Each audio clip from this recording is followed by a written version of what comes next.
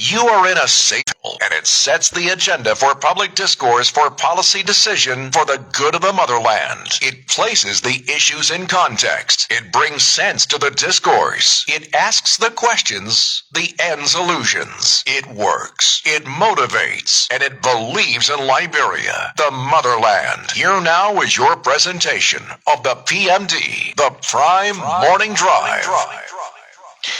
Welcome back to the Prime Morning Drive on Prime FM 105.5, and a very warm welcome to those of you joining the live or who will join us shortly. Please share the live if you're already on.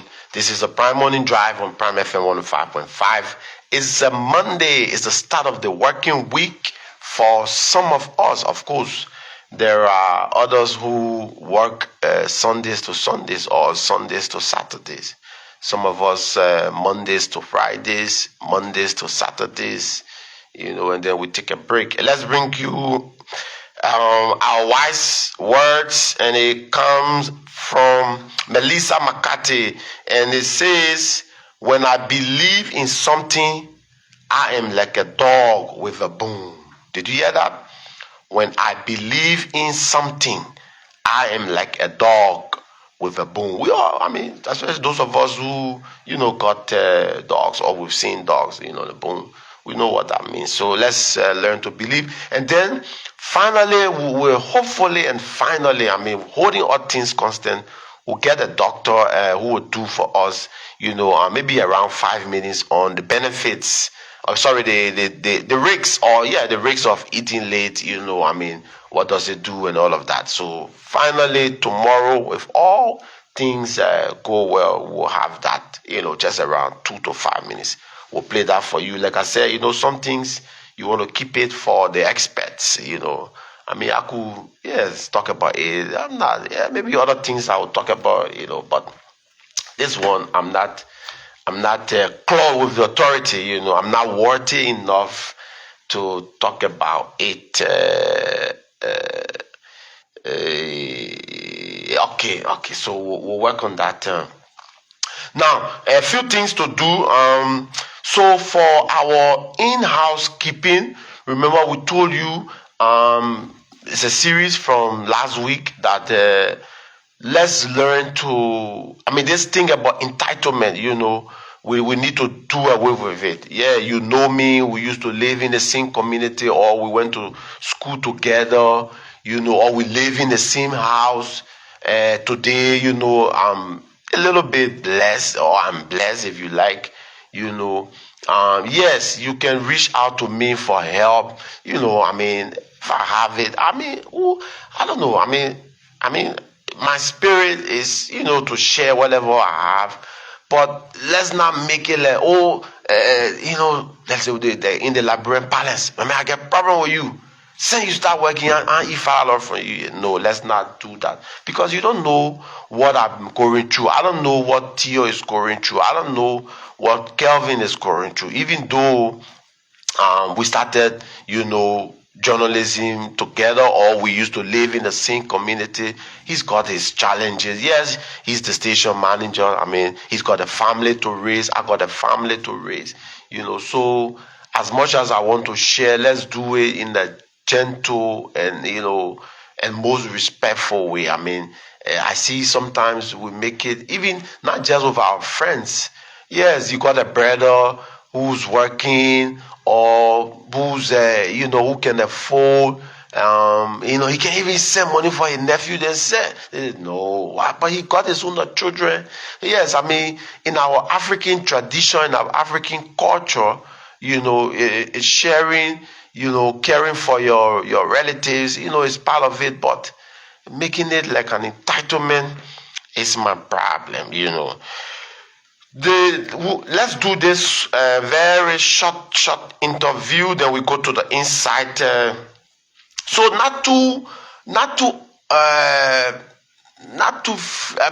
what's the word I'm trying to launching books in Liberia.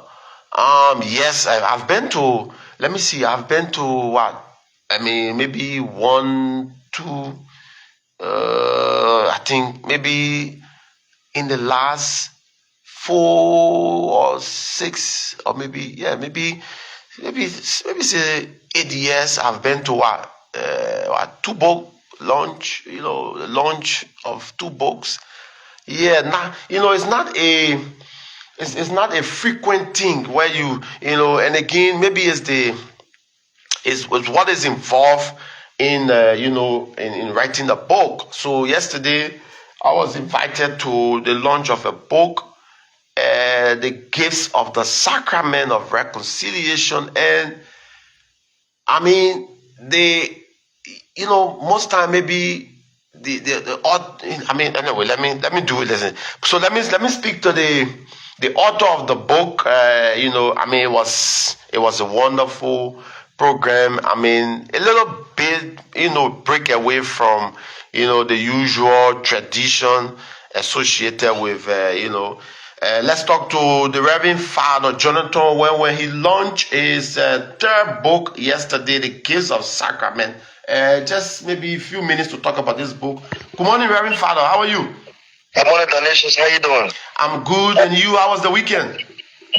Listen, anyway, it's a good talk because we had 3 masses yesterday alone, and then immediately after the third mass, we had to go and prepare for the launch. Anyway, but I just completed morning mass, so I'm okay. Okay. So the gifts of the sacrament of reconciliation. What is the book all about? Oh, it's just about first of all, we have to reconcile with ourselves. First of all, because reconciliation is very important. It covers all sectors of life, from the family, the institutions, the church.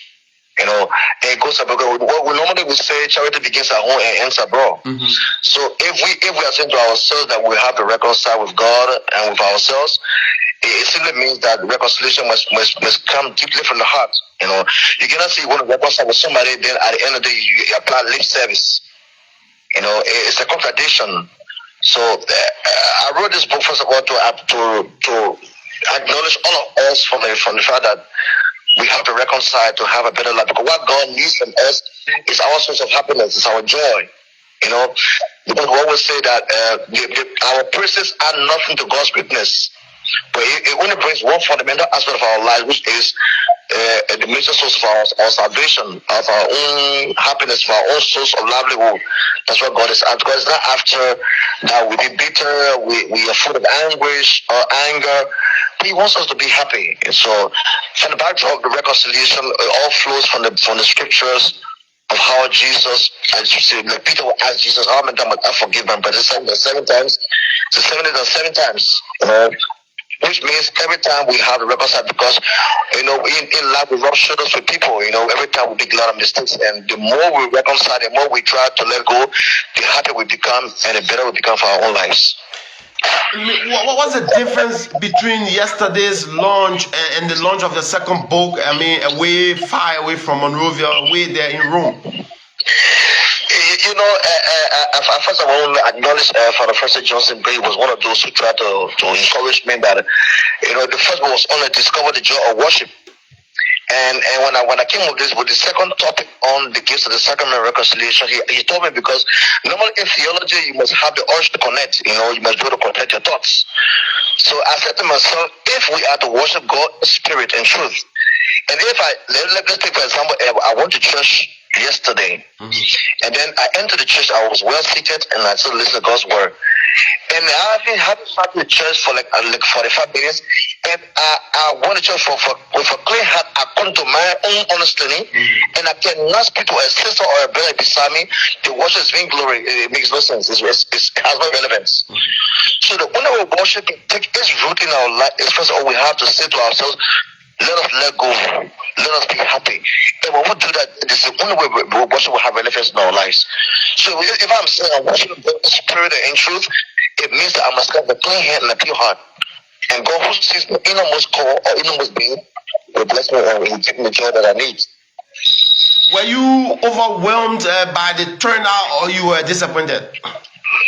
Not overwhelmed, but I was overly excited. I was so joyful because before the program started, we had a bit of rainfall. So I was maybe a bit devastated. I said, I hope this thing in a failure. But when the race started, I just saw people flooding, coming from all the garages. And I was so touched, and I want to appreciate all of them, all the parishioners who came, and made it a success. So it was successful. Finally, what words of encouragement do you have for people, thinking about writing a book? I mean, I want to write a book. I mean, what words of encouragement can you give me? I want to write my memoir. In life, everyone must have what we call that motivational energy. Something must motivate you. Something must, like one of the motivations I had was from the coronavirus that met up with me in Rome, in Italy, where we were being bagged in trucks, and disabled young, and it was so pathetic. And I said to myself, what is the essence of life if our life will end like this? What should I accumulate the things of this world? If people's life will end like this, and they'll be bagging into be put into bags, and they will not have the opportunities to say goodbye to their family members, to their friends, and will die like this. So I remember that when I was at the balcony of my college, and when I look on because my room was a bit adjacent to the street. So when I opened the window, when I looked on the street, I saw trucks, those Italian trucks, lined up with people with dead bodies into it. And I said, look, there's a need that God must be appraised in everything we do.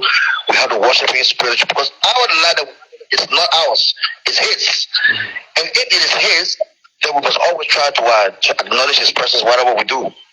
And that's one of the things that prompted or motivated my energy of writing. And I just want to say to all those who want to write, first of all, you don't have the quantity.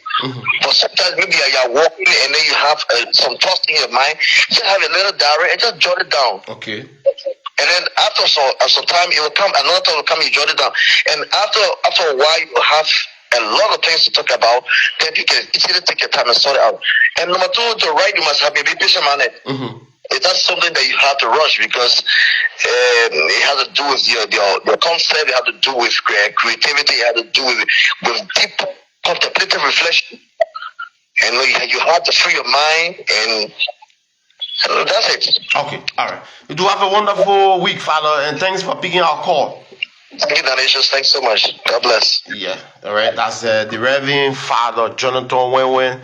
He launched his third book yesterday at the St. Mary's Church, and it's titled "The Gifts of the Sacrament of Reconciliation." It's sold for just under $10, $1,800. Oh yeah, $10, which is the equivalent. So.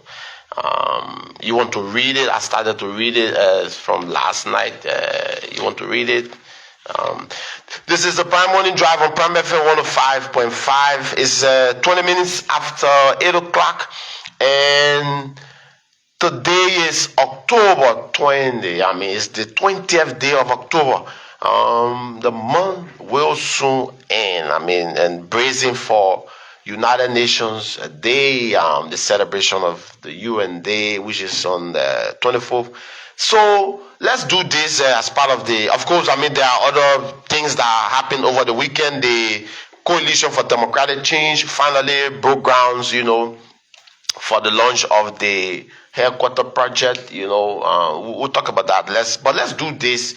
So on Thursday, last week, as part of the Insight, former President Ellen Johnson Sirleaf was on state radio on the program produced and presented by former Information Minister Larry Kromland-Broppler. I think changing minds, changing attitudes. For those of us who may have followed him, he used to do the show on Truth FM when he was Minister of Information, and then I think I don't know. Let me not be emphatic, but the program stopped. I don't know what it stopped for, so let me not talk about why it stopped. So it stopped, It could be one or two reasons, but I'm not going to talk about it. And then he got the NJ, or things, turned out the way he planned it, and then the program is back. And Mrs. Sirleaf was his guest, and she talked about, how corruption is pervasive and everything. And I did an insight on her, her comments on the show. And part of the comments I expressed on Thursday was that the president didn't have the urge, the courage. She was not that courageous enough. You're right. Firstly, I said, yes, corruption. I agree with the president. Corruption is pervasive. It's commonplace in our country. And it seems to me that the current generation of leaders, from the top, the president, to all of us, in the kitchen, the Yana boys, we seem not to be, demonstrating a true fight against corruption. So I agree with the president. Then I said, no, it's a good message, but she's the wrong messenger, because she was I put her book she wrote, This Child Will Be Great. I put it on the dresser this morning, with this other book that the Reverend Father wrote, to bring into studio. But I don't know, sometimes it looks like I'm getting old. I don't know. But it just slipped. I left the book back. I mark pages. I've read Ellen's book like God knows maybe 10 or more times. I'm trying to put numbers to it, since she launched the book, just around the 2011 election or so. I've read it like, 10 times or more. So I plan to bring the book. So she was the loudest voice against nepotism, against corruption.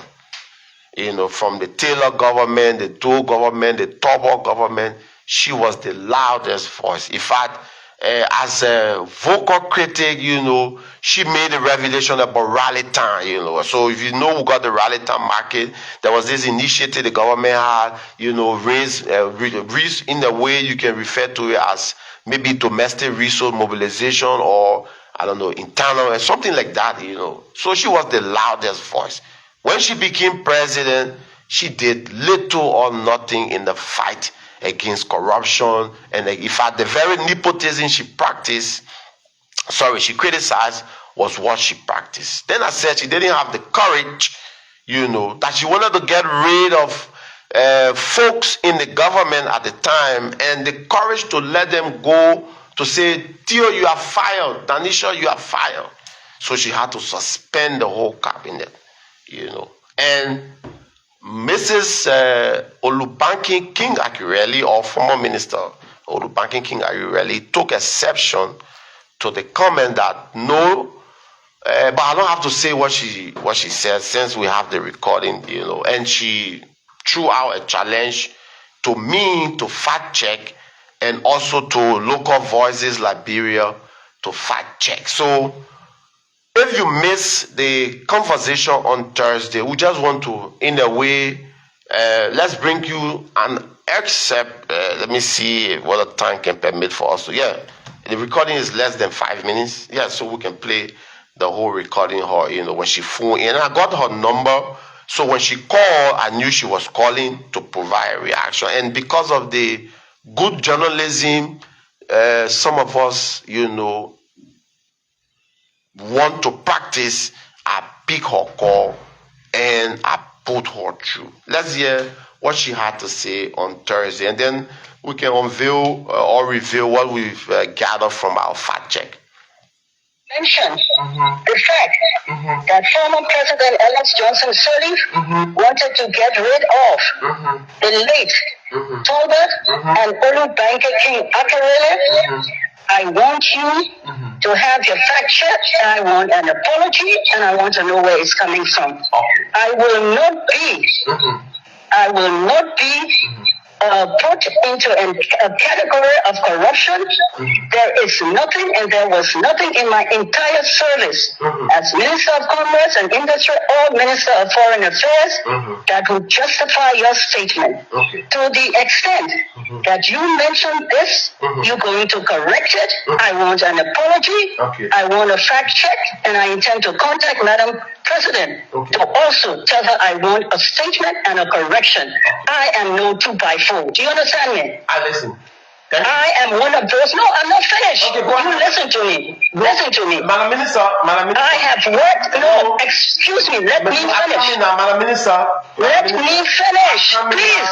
Madam Minister. Let me finish. Let me finish. Do not do this to me. Let me finish my I will statement. allow you to finish. Can you allow me to ask or say something?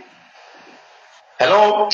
Hello. Yes, I will afford you time to respond, and when I have your number, that's why I picked the You call. know you will respond, but please, I have to finish my statement. That's Go all. ahead. Go ahead.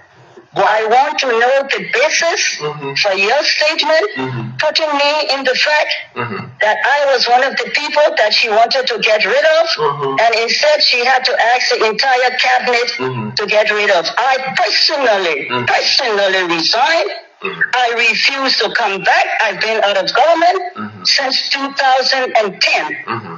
I am one of those who has been very actively engaged in the whole issue of this nation, and I have a reputation internationally, and I will not sit down and have this reputation and all of what I am about as a foremost patriot to be destroyed by this kind of statement. I want your fact check to look into it, and I want to commend your fact check program, number one. Number two, I intend to ask Madam President on her next show Changing my attitude. Changing mind, changing attitude. I want a correction on this. I will not accept this. But I want to commend your fact check program. I think it is first class. I like your program. I listen to it. I think you are one of the very, very good journalist program, and I commend you all. And I think what you all do is excellent. Okay, I have finished my statement. Thank you so much. I appreciate the call. I have your number and I know you listen. That's why I picked the call in keeping with good journalism to afford you a chance to also respond. Thank you so much. Have a wonderful day. Thank you very much. I want an apology. You say you want the fact check, so we'll come by and check the your fact check, and then an apology. Yes. No, but you can't demand an apology. So No. I want your fact check, and with your fact check, I want an apology subsequently. Didn't President Sally suspend the cabinet, as I mentioned? Didn't she suspend the cabinet? No, I didn't say that. That was not my issue. No, you made a point. You refer to Madam Sally. My issue, I did not question your item of saying she suspended the cabinet. You said she did it because she could not get rid of Tolbert and Olubanke King accurately. That is the dimension I am mentioning. Okay. That is all. I'm not saying she didn't suspend. But you said she couldn't get rid of these people, and therefore, so. And that is my objection. That is my objection. And to the extent that you make a statement, you have to correct it. That's what I'm saying. Okay? All right. Okay. Thank you. Okay. Goodbye. Yeah, bye. Let me take you now and then I'll show you my guests. All right. So you listen there. It ended a bit good. It started on a rough note. And I mean, sometimes for those of us who've been in this business, sometimes it's what the word to use. You don't agree always, and sometimes disagreement can be hotly deliver, hotly exchange. Sometimes, but again, so like I said, I fact check, the comments. So, I sent Mrs. Akirelli the outcome. I assume she will listen. There's a possibility she will listen. Also, she could be into something that may just prevent her from listening. So I sent her the message. I WhatsApp her yesterday at around what's the time? Good. I WhatsApp her at around 8:48 while I was preparing for Mass yesterday. I WhatsApp her. I fact check everything. She read the message as indicated by WhatsApp 7:45 this morning. She has not sent a reply. So I'll read for you what I sent to her, since there is a context. And then maybe if what I've seen, what she said, if there is a variance or there's a difference, well, then we can talk about it. So I said, good morning. I hope your weekend has been great. So I've done a further research on Thursday's analysis in which you call to contest some of my information. And here is what I have gathered. 1.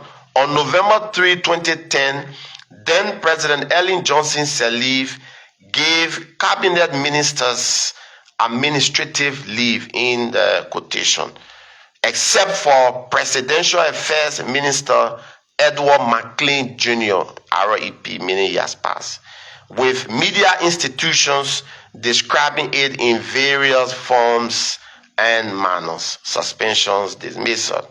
2. You resigned as foreign minister after the decision was made public. 3. I've also gathered that you were very upset during the cabinet meeting when Mrs. Sirleaf announced the decision. 4.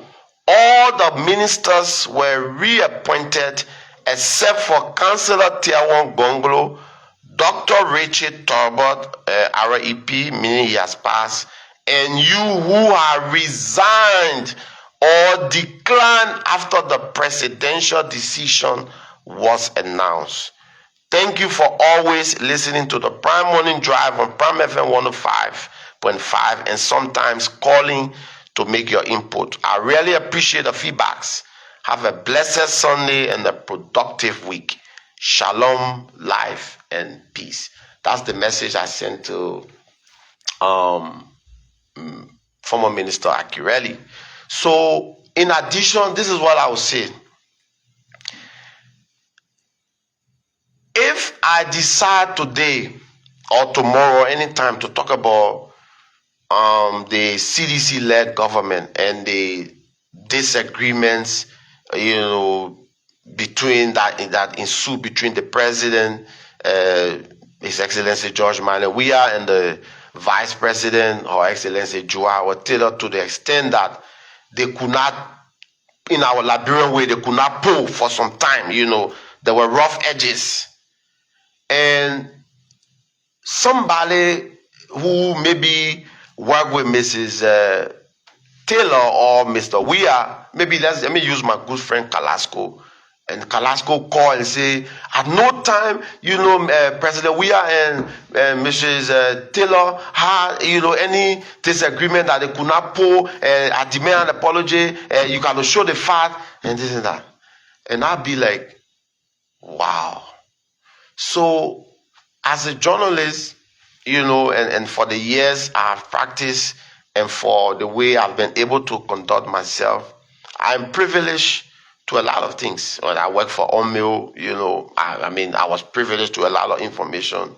I got a lot of friends in government at the time in the UP, even in this current government, in the Weah government, in the Sirleaf government, except maybe the Bryan's government. Maybe one person who I had close relationship with used to be, I think, the director of, no, not director, he was assistant minister for supposing the Bryan time. Yeah, maybe, But the Sirleaf government, church members who were working in the government, either as minister, as deputy minister, assistant minister, the Weah government friends, this current government friends, we are privileged to a lot of information. Some, we disclose under Chatham House rules. Some just for, listening, and keeping it.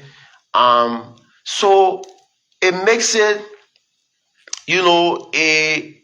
when these information come out, I know sometimes people will not be happy, and I'm using the Weah government as an example, so that, of course, who was in Liberia and they didn't know, for example, that at the start of the Weah government, there was a rough edge between the president and the vice president. Who was in Liberia, who was working in the government, who had, a knack for politics or for information, and they didn't hear about it.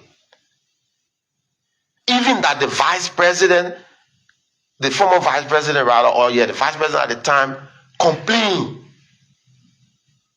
sought intervention to have so if I talk about it today and somebody call and say, no, it never happened, you cannot provide an apology. Yes, I'm not big to apologize. I've said this, whether on the beer table, whether off the radio, on the radio, that I am a human being.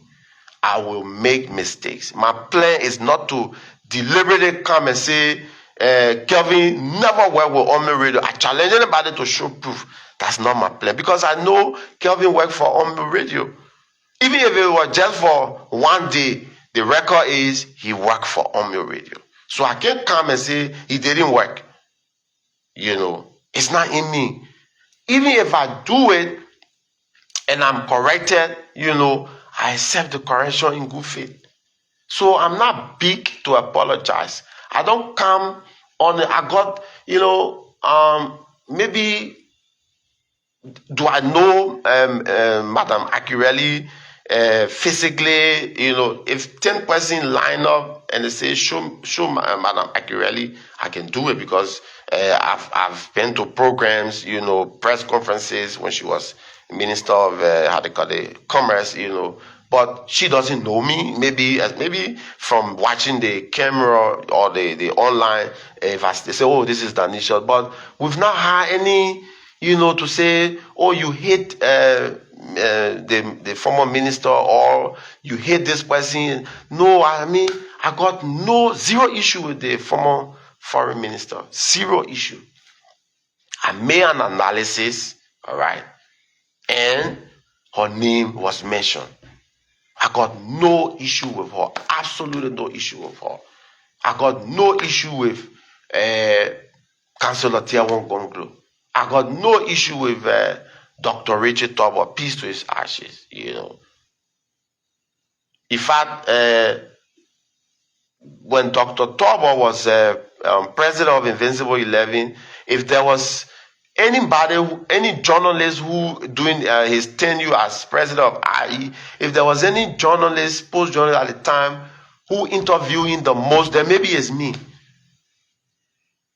So I don't come, I just come to the show with, to do my best to deliver a good presentation. Yes, it's typical. It is a typical thing, it's understandable. Not everyone will be happy. Not everyone. Even people call us names. Oh, you CDC man. Oh, you Unity Party man. Oh, they call us names. It's understandable, Alfred shared his story yesterday when Alfred was doing the analysis on what was happening in the CDC-led government. Those of us who were in government, we hailed him, we celebrated him. Today, he's doing the analysis on what's happening in this government. Those of us who are now in government, we don't like him. Those of us who are out of government, we like him. Those things, they are the typical Liberian thing. They happen, So, based on what she said, based on what I have gathered, this is it, And, yes, she's not contesting that at first she said she resigned, then she came back and said, no, it is that I was a target. Okay. Can she contest that in the cabinet meeting? And like I said, I've spoken to Mr. Cyrus Badio, who was the press secretary. I've spoken to him. He has authorized me to make public, the conversation we've had. If we exchange WhatsApp messages, Mrs. Akireli was upset, and that's the word I'm using, was upset in the cabinet meeting in which the decision to send the cabinet on administrative leave was announced.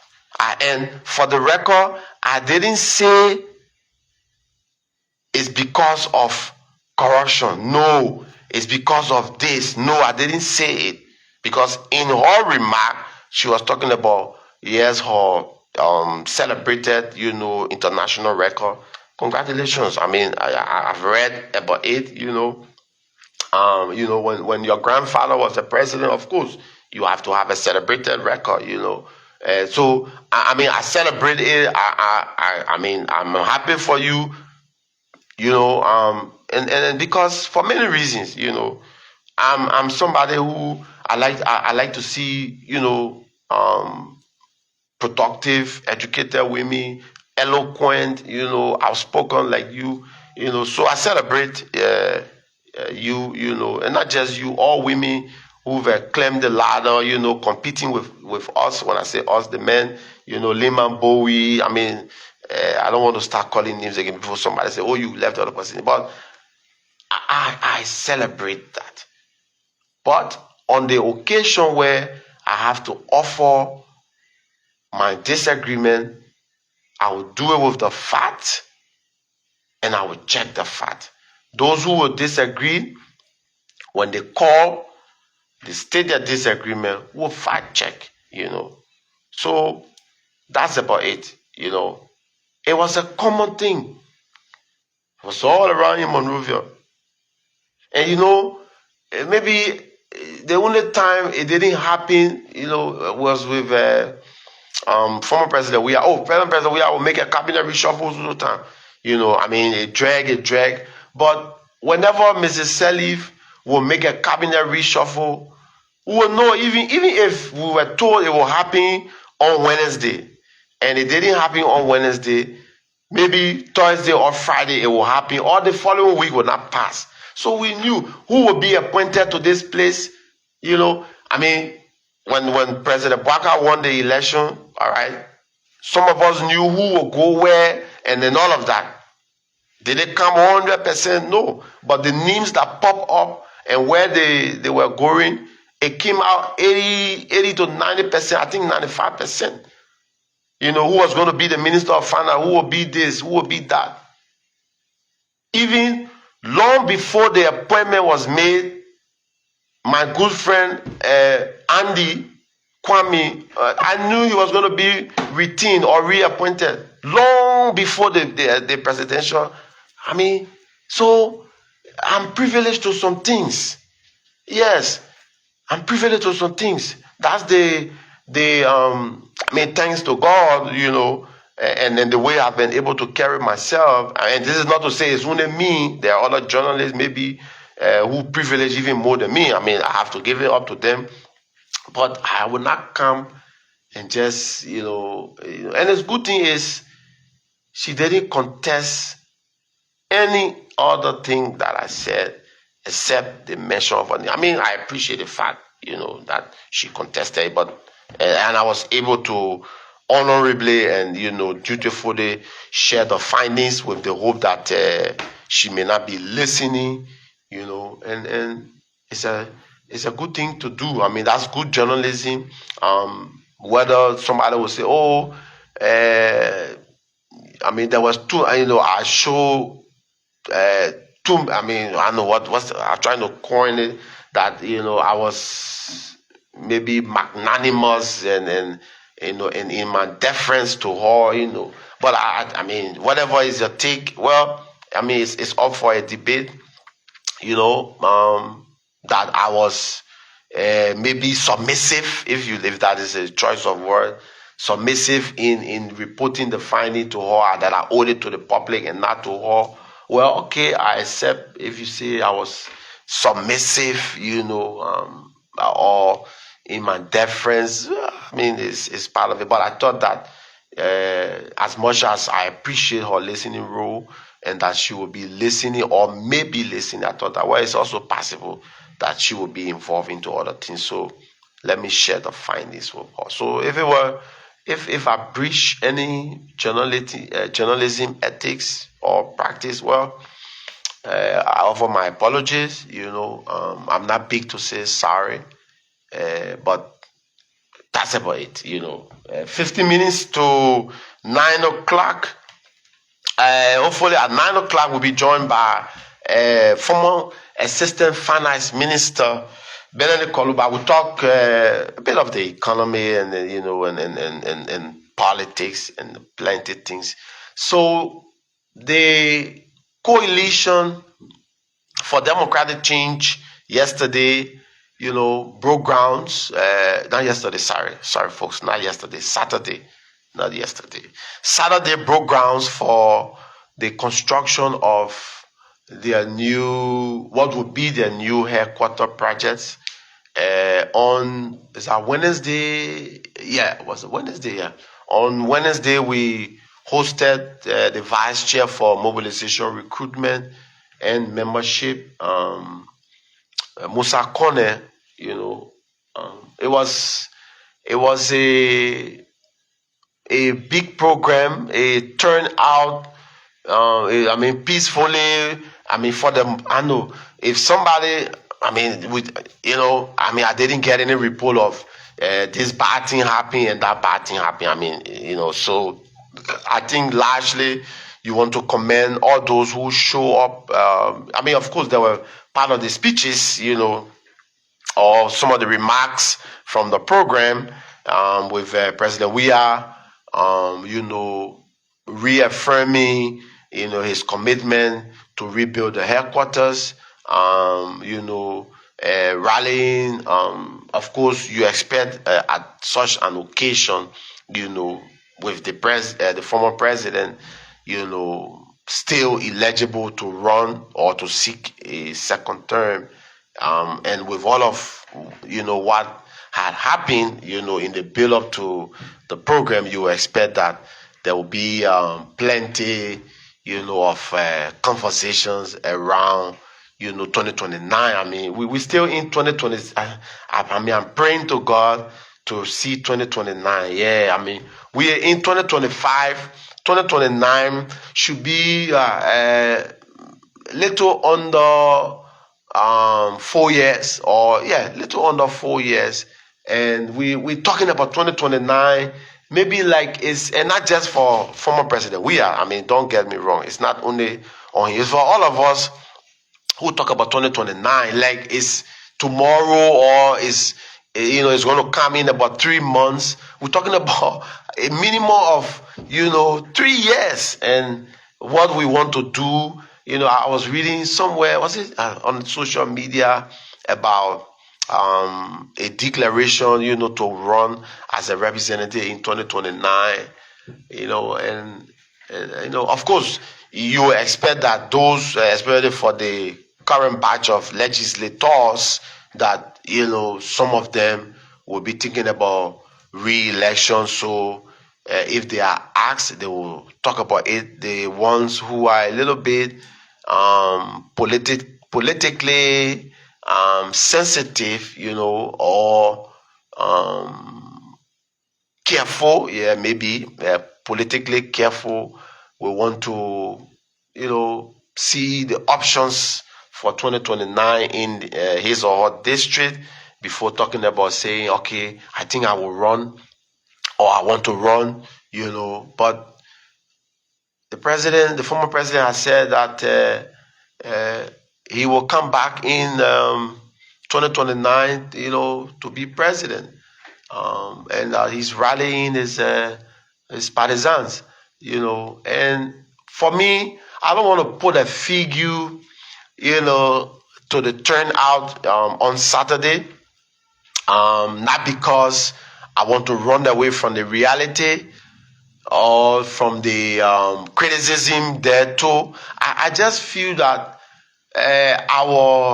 it's kind of hard to put a figure to. It's easier to say you go to the SKD or the ATS, to say, okay, the SKD before the renovation would take 45,000 people, following the renovation in 2022, that number now is down to 22, 25 because of the bucket seats.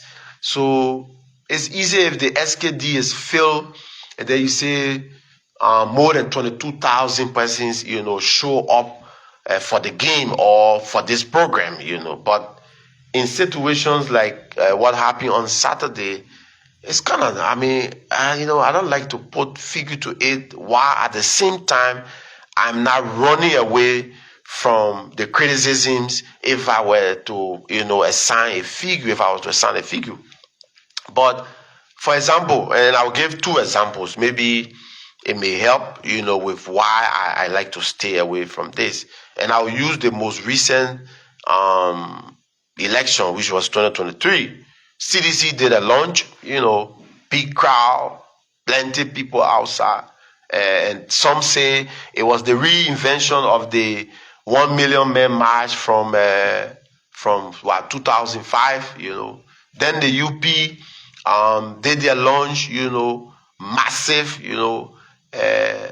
but the numbers, that we saw on campaign or on launching day could not translate into votes, so much so to the extent that we were confused. I mean, when I say we, UP, CDC, even Liberians, yes, Liberians were generally, confused. Oh, we got a result, in the blue bag and in the green bag, we finished Ferran, Ferran, and we had to go for a runoff, So I'm kind of afraid of these numbers, putting numbers to rallies, Yes, I mean, people would turn out, People, I mean, if Saturday, if I could count the people on Saturday, then that would have been the news for me as a journalist.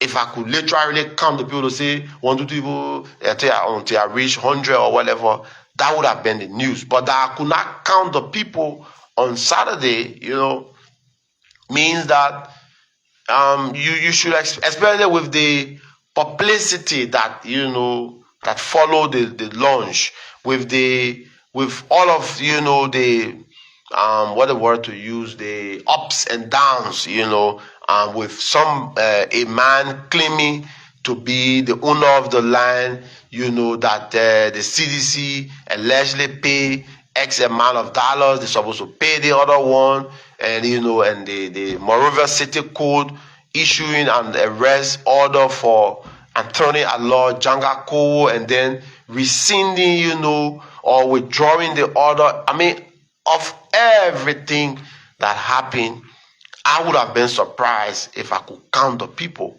But that I could not, means that it's not a surprise. So I don't want to put a figure to it. The UP have said also that it is planning, a homecoming in December, and also to raise money for the headquarters. It has set up a committee, and I would be surprised on the homecoming in December. I mean, knowing that it is the festive period, all right. The Christmas and New Year's season. That's when some of our family members in the States, they come back home for vacation. So I would be surprised if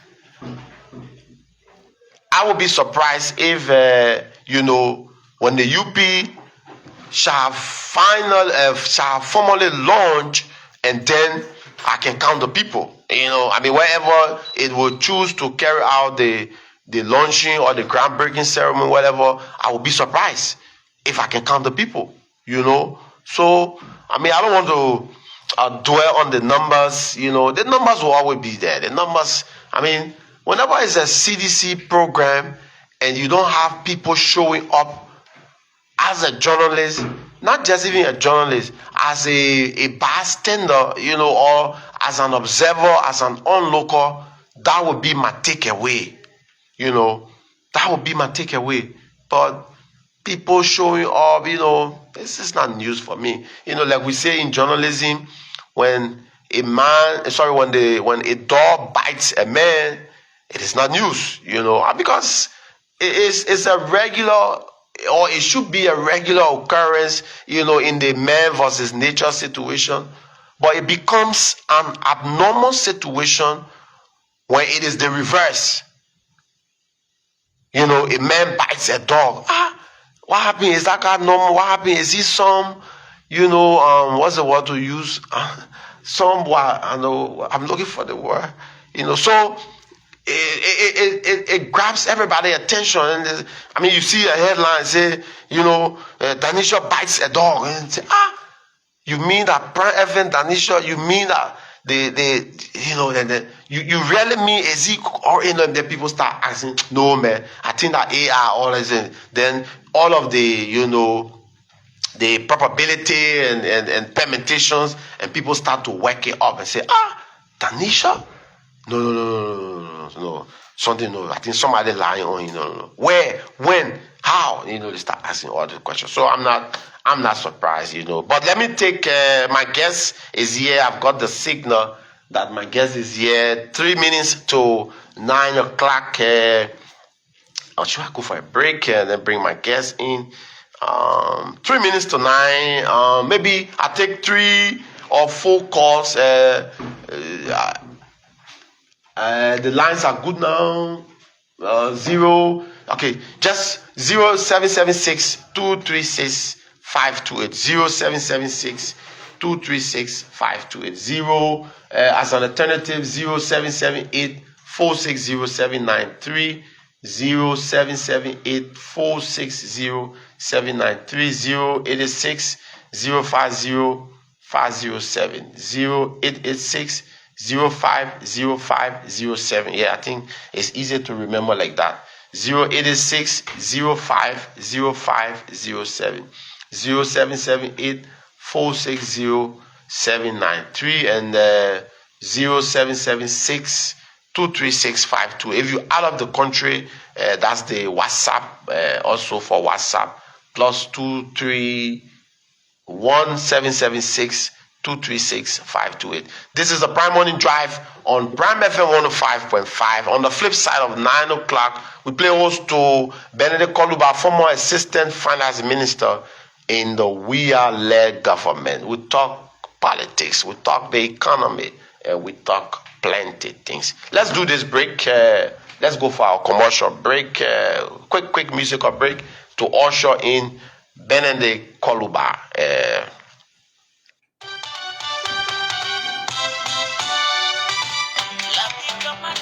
ArcelorMittal has good news for us, my people. Here is the news. The company finished sandpaper with the United Workers Union to give benefits to all of the ArcelorMittal workers. Both people say signed the 6 collective bargaining agreement. What's up? 1, the pay for the ArcelorMittal workers has gone up by 14.5%. 2, rent payment has gone up by 75%. Both people say increase in housing allowance. The company will pay their workers 15 days money when a worker is on vacation. We people say 15 days of annual leave pay. Take off for ArcelorMittal. Yeah, so the company is putting big money in training Liberians, fixing communities, roads, hospitals, plenty jobs, and helping schools. ArcelorMittal, when we go together, we can go far together. A message from ArcelorMittal Liberia.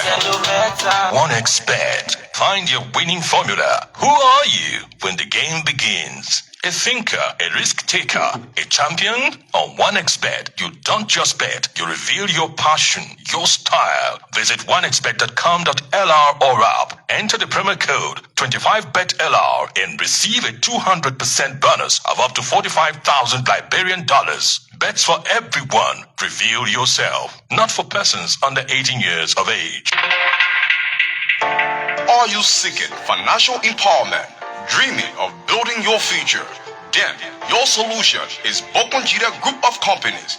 Bokonjide, your trusted partner in microfinance, construction, and general services. We provide microfinance for many institutions like House of Representatives, the Liberian Senate, National Port Authority, Governance Commission, LRA, Gender Ministry, Corporate Development Authority, GAC, and Auto Lines Ministry and Agency, with a percentage rate from 15% to 20%. At Bokonjide, we understand your aspiration, your goals, and your dreams. That's why we offer tailored microfinance solutions designed to uplift individuals and communities alike. Whether you are an entrepreneur with a vision or a family aiming for a better tomorrow, our microfinance services pave the way to financial independence. But that's not all. Bokonjide Group of Companies doesn't just stop at microfinance. Our expert construction team brings your architecture dreams to life. From residential to commercial projects, we craft spaces that inspire, innovate, and endure. And when it comes to general services, Bokonjide is your one-stop destination. From facility management to logistics, we ensure seamless operation every step of the way. With our apartment rental and furnished apartment for long and short-term stay, you will enjoy the luxury of comfort. Join the thousands who have entrusted their dreams to Bokonjide. Experience unmatched professionalism, dedication, and integrity. With Bokonjide Group of Companies, your success is not just a goal, it's our mission. Visit our Capitol Building office or find us in the Royal Garden Plaza on Crown Hill, Broad Street, or call today 0770-520-958 or 0777-017-603 or 0886-622-599 or email Bokonjide Group of Companies at gmail.com. Bokonjide Group of Companies, microfinance, construction, general services, your partner in progress. New Day, do something.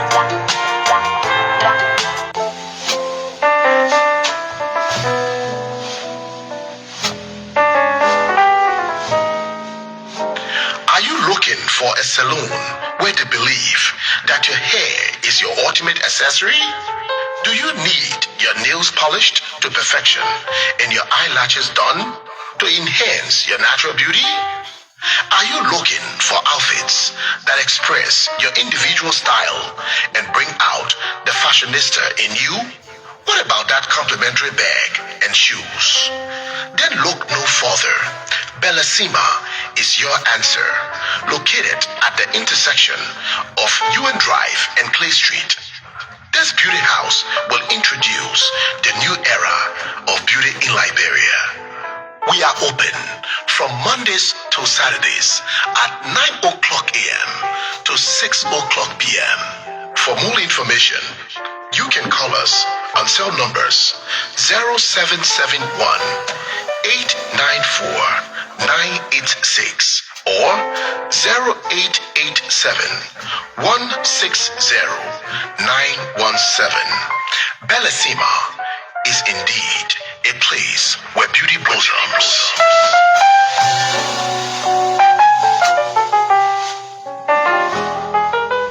Do you have what it takes to predict the future?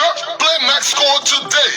Yes, I said play Max Score today and test your football prediction skills only with BetoMax. Predict the total goals across 8 exciting games and stand a chance to win $2 million Liberian dollars or $10,000 US cash prize. It's free to play. Just your passion for football and a sharp eye for scores. Max Score, your chance to win. Free big money. Sign up and log in our website at betomax.com.lr and get started today. Bet responsibly for 18 years and above. Terms and conditions apply.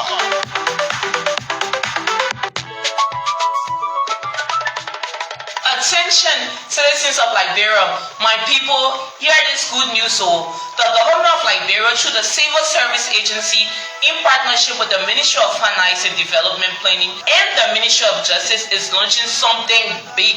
On Wednesday, October 22, 2025, come to the EGS Ministerial Complex in Concotown for the grand launch of the Legal Power of Attorney. Yes, the Liberia Pay After Lunch. His Excellency Joseph Newman Baka will be there as our chief launcher, joined by special guests from spending entities, vendors, HR directors, GSM companies, and major banks. Thanks to our partners IB Bank, EcoBank, and Montana, we are building a better future for civil servants across the country. This event is open to the public. Come and learn how the legal power of attorney can protect your rights and support your livelihood. Don't miss this chance to empower yourself and your loved ones. Take LPA today and pay small. A message from the Civil Service Agency in partnership with Montana.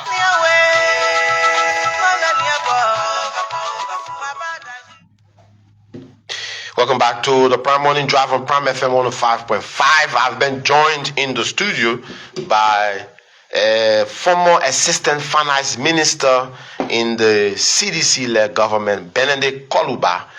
He has just joined us. It's been a while. I mean, we've been, bringing him trying to bring him, and then different schedules, different thing happened. Sometimes we were on the wrong end, sometimes he was on the wrong end, but finally he's in the studio. Ben, good morning and welcome to the Prime Morning Drive on Prime FM 105.5. Good morning, my brother. Good morning to our people in the land of the radio. Good morning to all well wishers, those who follow us, follow the work that we do. I'm happy to be in your studio again to provide information for the Liberian people. Is this your first time being on Prime FM, or have you been there before? I've been here, but this is my first time being in your studio. Oh, okay. So you just you came to visit, or as an opposition? Oh. So let's start off. The International Monetary Fund (IMF) on October 1 completed the Article 4 consultation and the second review of the 40-month Extended Credit Facility (ECF) arrangement for Liberia, which allows for an immediate disbursement of about 26.5 million.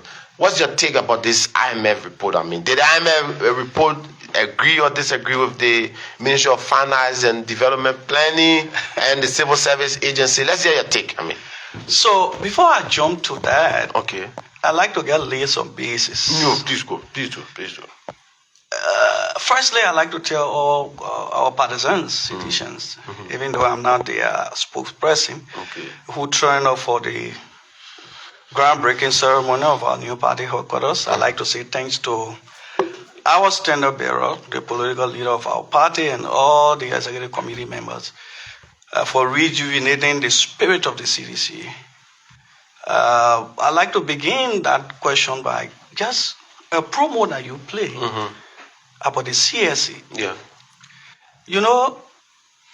Some of the reasons, one of the major reasons you see me coming to studio or speaking on national issue is once you start your foundation on lies or on shifting blame on the CDC, then you provoke or you activate my mood to bear that burden and come and make clarifications. And so before going to that, what I can say generally is that this government is not proceeding well. Okay. The government is providing misinformation. Okay. The government is providing, I don't know how do I call it, inconsistent data, which is not just going to affect them, it's going to affect us as a country. And the reason I speak to it is because these are the group of people who made the world to believe that all of us in the CDC didn't have hairs on our shoulders. And they knew it all better.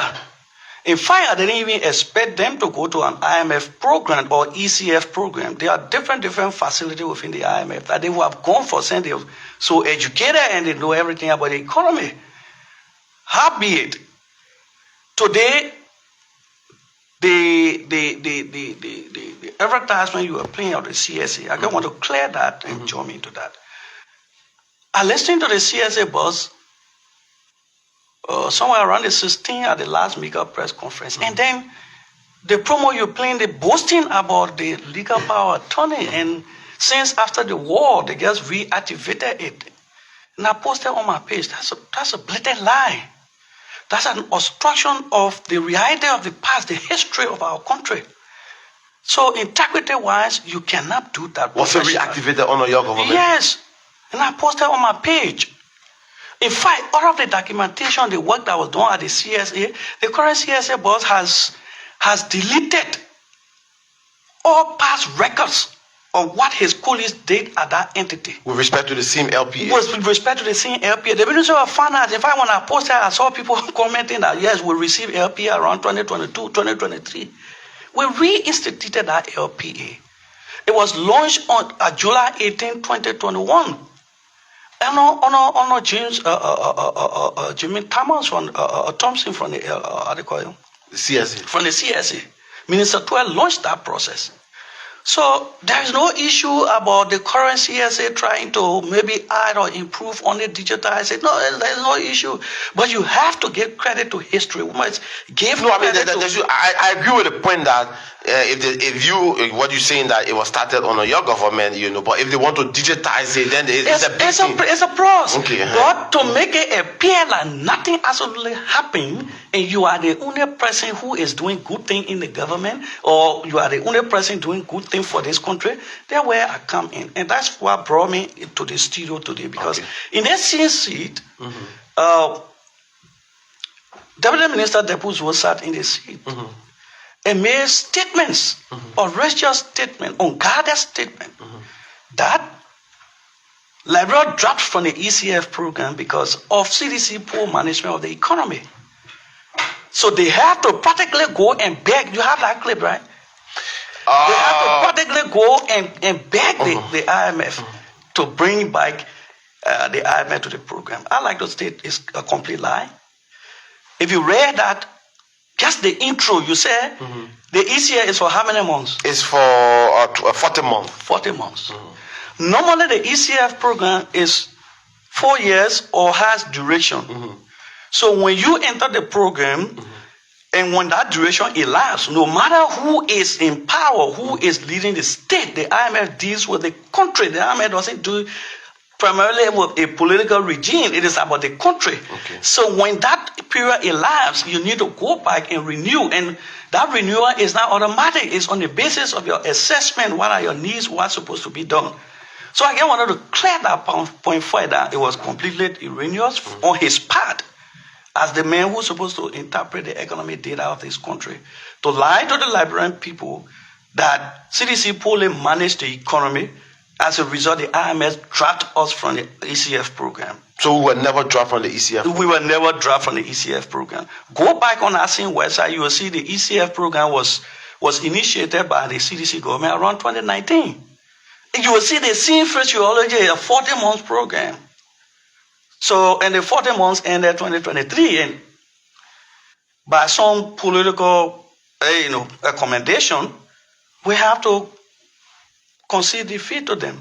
But you lost. There's nothing you can do. They have to take over the mantle of but you lost. There's nothing you can do. Of the state. The point is, the program needed to be rearranged, no matter the political administration. That's the point I want to make here. So we go back to the current ECF. Firstly, sometimes when I listen to the journalists, you're doing a lot of great job. However, you don't interpret a particular data or a particular report by that report itself. You have to try to find the foundational document of that report. What led to even the second ECF review? Where is the ECF? What the ECF says? Why, in fact, the government has to go to the ECF program? Like I said to you, I didn't expect this government to go to ECF program. Why? Because the Standard Credit Facility is a program to support what we call balance of payment, macroeconomic stability.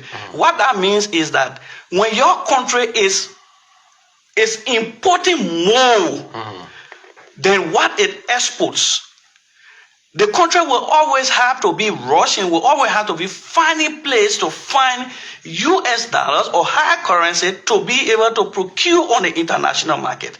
Because we don't have that currency, that high currency, and then the vulnerability of our stability, that we don't have initiatives that bring high currency into the program. The ECF program is almost like a big money exchange transaction, and say, you know what, we are going to give you money, US dollars, so that you're able to facilitate trade. So it's not a program that they criticize on that they should have gone to, because they're supposed to balance the economy and don't go to an IMF program or say they were taking maybe a staff monitoring program, for example. Okay, so Akame, before you proceed, I'm on the IMF's website, www.imf.org. The extended credit facility, this is what it says. The extended credit facility, ECF, provides medium-term financial assistance to low-income countries with protracted balance of payments problems. The ECF is one of the facilities under the Poverty Reduction and Growth Trust. Do you agree with this? But that's why I'm explaining to you. You get reading what I explained to you. Okay. IMF has several programs. As part of that program, the ECF is one of those programs. Okay. Right? And the ECF is mainly for balance of payment. So meaning that you don't have US dollar in your economy. You don't own US dollars. So since you don't have US dollar and you need US dollar to transact on the global market, the IMF come and assess your capacity and say, okay, you don't have US, but we actually going to provide you US and you will get our US by later on. I say in a layman way, it's a big money exchanger program, right? So then you get a brand dollar, you go to the US changer, say, give me US. That's why we call the ECF in the simplest way. Okay. So if you got more US, you're not forced to go to ECF program. Okay. So these people are the most educated people. They know about the economy. It will mismanage the economy. Actually, they needed not to go to an ECF program. So maybe they're trying to correct what you mismanage. No, I mean they shouldn't have gone to ECF program. Okay. Because ECF is just saying that, look, we'll give you money later on, you give it to us. So they should have money and they shouldn't go to the ECF program. That's one point. The second point is that under the arrangement of their ECF, the current ECF program, there are what we call macro indicators. The ECF, you go to the ECF and say, okay, we'll give you US dollars to do your trade, but the money we're giving you, these are the things we want you to do in the country. And part of the things the ECF wanted them to do was to reduce, because currently the government does not have space to do capital investment. All the money they're collecting is to pay for goods and services, pay salaries, increase wages on the wage burden on the budget. So there is no space. So the ECF is saying you have to reduce that recurrent space, create a way to spend money outside of salary. They are not doing that. Absolutely, they're not doing that. So on the basis of that, to create that space, they've committed to the ECF that they're going to reduce the wage bill. Okay. That's where the inconsistency coming in. They said they're going to reduce the wage bill. And the CSA reported in the first ECF that, look, we took away 3,775 people from the payroll. We reduced the wage bill by 2.5 million yearly. That's what the CSA said to the IMF in that report. But the CSA went to the president and said, in the 2024 report, we reduced the wage bill by $22.4 million monthly, which means by year they should have $28.8 million. So in that first report that the ECF did, their thought was that coming back on the second phase of the review, there would have been a reduction in the wage bill, because the wage bill was around $298 million. But instead, the IMF came, the wage bill has gone to $260 million. In fact, from some of my calculations right now, internally the wage bill has gone up to $223 million.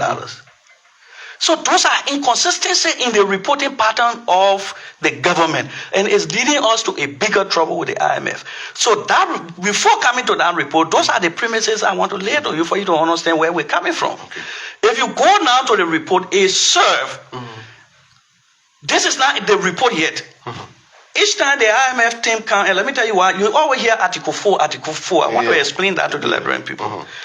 When the IMF was set up after the recession, there is something they call, sometimes you do what we call article of incorporation, right? Yeah. When you do your article of incorporation, you say Article 1, the name, Article 2, Article 3, right? So they got something they call articles of agreement of the IMF. Okay. Within the article of agreement, there are about 31 agreements or articles. Article 4 under that agreement talks about the IMF working with country on macroeconomic stability. So any mission that is coming, they come under that objective of the IMF of Article 4. So many times I get one of the journalists, when I hear Article 4, it is that component of the IMF agreement that they come under. Okay. So under that Article 4 agreement that the ECF facility is now being implemented by this government, the government has to make sure and reduce recurrent expenditure and create space for capital or public sector investment, which we don't have. And so if you report to the IMF and dangling data, then the IMF has an issue.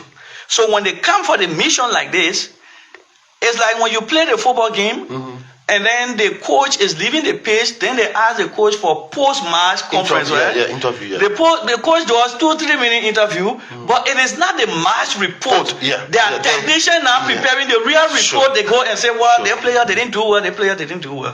What you are reading is what I call the post-match press conference. Okay. The details of the report, that's the reason why Minister Gafwan is right now in the U.S. He has to follow, because go to the Minister of Finance, the first post the Minister of Finance did, they said, Minister Gafwan is discussing with the IMF and they're discussing the reliability of data. The IMF have realized that the data that the government is providing is not reliable. And so they had to summon Minister Gafwan to be able to provide clarification on the data. So you will see the real report coming out of the Article 4 or the ECF second review. The real report hasn't come out yet. That real report will be a report that will not be good for our country. Because the data is not reliable. The CSA tells the IMF that it has reduced the wage bill by $2.5 million, but it tells the president it has reduced the wage bill by $2.4 million, which will eventually be $28.8 million, and which will have brought the wage bill down from 297 to about 280 million, 83 million. But that is not working. Instead, the Minister of Finance, in a consolidated May review of 2025 reports, they are saying they need $260 million. Here is another irony of that report. If you look at the consolidated report for the Ministry of Finance for 2024 budget, they reported that they spent $283 plus million on compensation. So if you spend $283 million in 2024 and 2025, you move straight to $316 million. Do you have a calculator? Can you calculate that? So the IMF is saying, how can you spend $283 million in 2024? 2025, you are moving to 316. Those data are not reliable. So on the basis of that, Minister Gafwan is being summoned to the U.S., to the IMF, to be able to explain. So we hope they can provide no clarification, and the IMF full report on the second ECF will be published. Maybe it will be take a month or plus, and you will see in our report the CSO will be highlighted as the entity that is providing falsehood to the IMF and the president at the same time. This is the Prime Morning Drive on Prime FM 105.5. Today is Monday, is the 20th day of October. Former Assistant Finance Minister Benedict Koluba is my guest. Let's go back to the report. Yeah, to the report. What? Okay, I think you pointed out some of the consistency and inconsistency. But comparatively, what can you say about the report? Well, you know, I told a journalist somewhere that my name is Benedict Koluba, right? That is not just my name, but I am a Koluba, and the role of the Koluba is to interpret the oracle. And when the oracle speak, normal being don't understand the oracle. It has to take a Koluba to intercede between the oracle and the normal being. That's tradition. Yes, that's tradition. In the economic analysis of the IMF, our common people don't understand the IMF is the oracle of a macroeconomic stability for the whole world. So the common people in the market don't understand what the IMF says in terms of the indicators. It has to be, and that was what should have been the oracle, that kind of Koluba, but he has failed the Liberian people in that. He should be the one as the economic advisor to the government to explain what the IMF said. What I can say to you in totality is the IMF said to the Liberian people that our economy is deteriorating. We're not doing well with the economy. So go to that same report. I want you to go to that report and go to what I call the macro indicators. The IMF made statements, because diplomatic statements. If you check the narrative, they say the economy deteriorated, the economy grew, it should be like that, it should be like it is expedient. Those are the diplomatic languages. Because they didn't want to get into hammering that, then they went and get provided macro indicator strength. If you look at the macro indicator strength, the IMF is telling the Liberian people, and let me inform the Liberian people, as the man who understands the voice of the oracle, to say that the oracle is saying to us, our country is not moving forward. In fact, we are deteriorating. The IMF listed, this is the first time I see the IMF review in terms of the press release, or what I call the post-March conference, to list the indicators. So they want to leave it with you as librarian to look at those indicators and determine whether your country is moving forward or not. Do you have that? So I got the press statement here. Yeah. Go to it. Below it, there are 19 macro indicators. It is those macro indicators that you will look at and determine whether our country is moving forward or not. Are you talking about the executive board assessment? Yes, the executive board assessment has 19 macro indicators. So it's a little bit long, but let me see if I can read paragraph. Executive director. Forget about that background. Just go to. There is somewhere you will see GDP growth. They give you the number. The other one they give you the number. Go to that. Okay, so I get point 1 under the IMF article of agreement publication of document that pertain to. Let me see. Oh, where's that part? If you just joining us, this is a Prime Morning Drive. That's a place that tell you real GDP growth. 2023, 4.6%. Okay, I see. Is that output real GDP growth 0%? Is that what you're talking about? No, there's a metric there that say actual. Go down. It's at the bottom of that report. Let me see. Balance of payment. No, it's not here. It's not there. You will see the list of indicators. They say real GDP growth. They gave you the year. They gave you the year. Let me see, because I'm trying.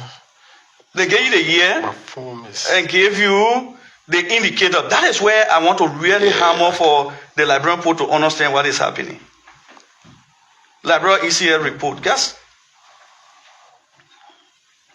So I see selected economic indicators. Right. Okay. Selected economic indicators. Okay, great. So we go to output.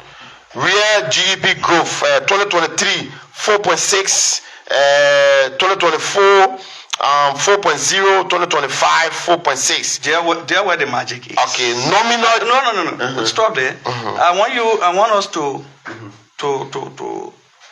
go list by list. What the IMF is saying. Real GDP growth. Yes. They say what? 4.6%. 1 year. 2023. 2024. 4.0%. So what happening there? It's a decline.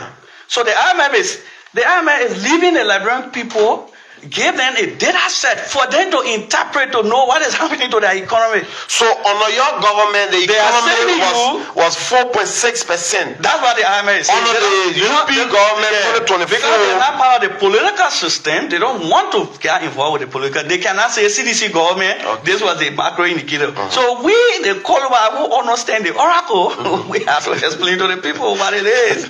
So the IMF is saying here, in 2024, I can summarize that. In 2024, the whole number of indicators are 19 indicators. Okay. In 2024, the Union Party government declined on about 8 of those macro indicators. Okay. Right? Number one, GDP growth was 4%. Yeah. It was 4.6. It dropped to 4.0%. It dropped to 4.0%. You see that? Yeah. You go to the exchange rate on number 4. They say exchange rate for CDC ended on 174. 174.9. And it dropped. Under the UP, it went to 191.3. 191.3. And it's projected that in 2025 will be 202.2. Okay.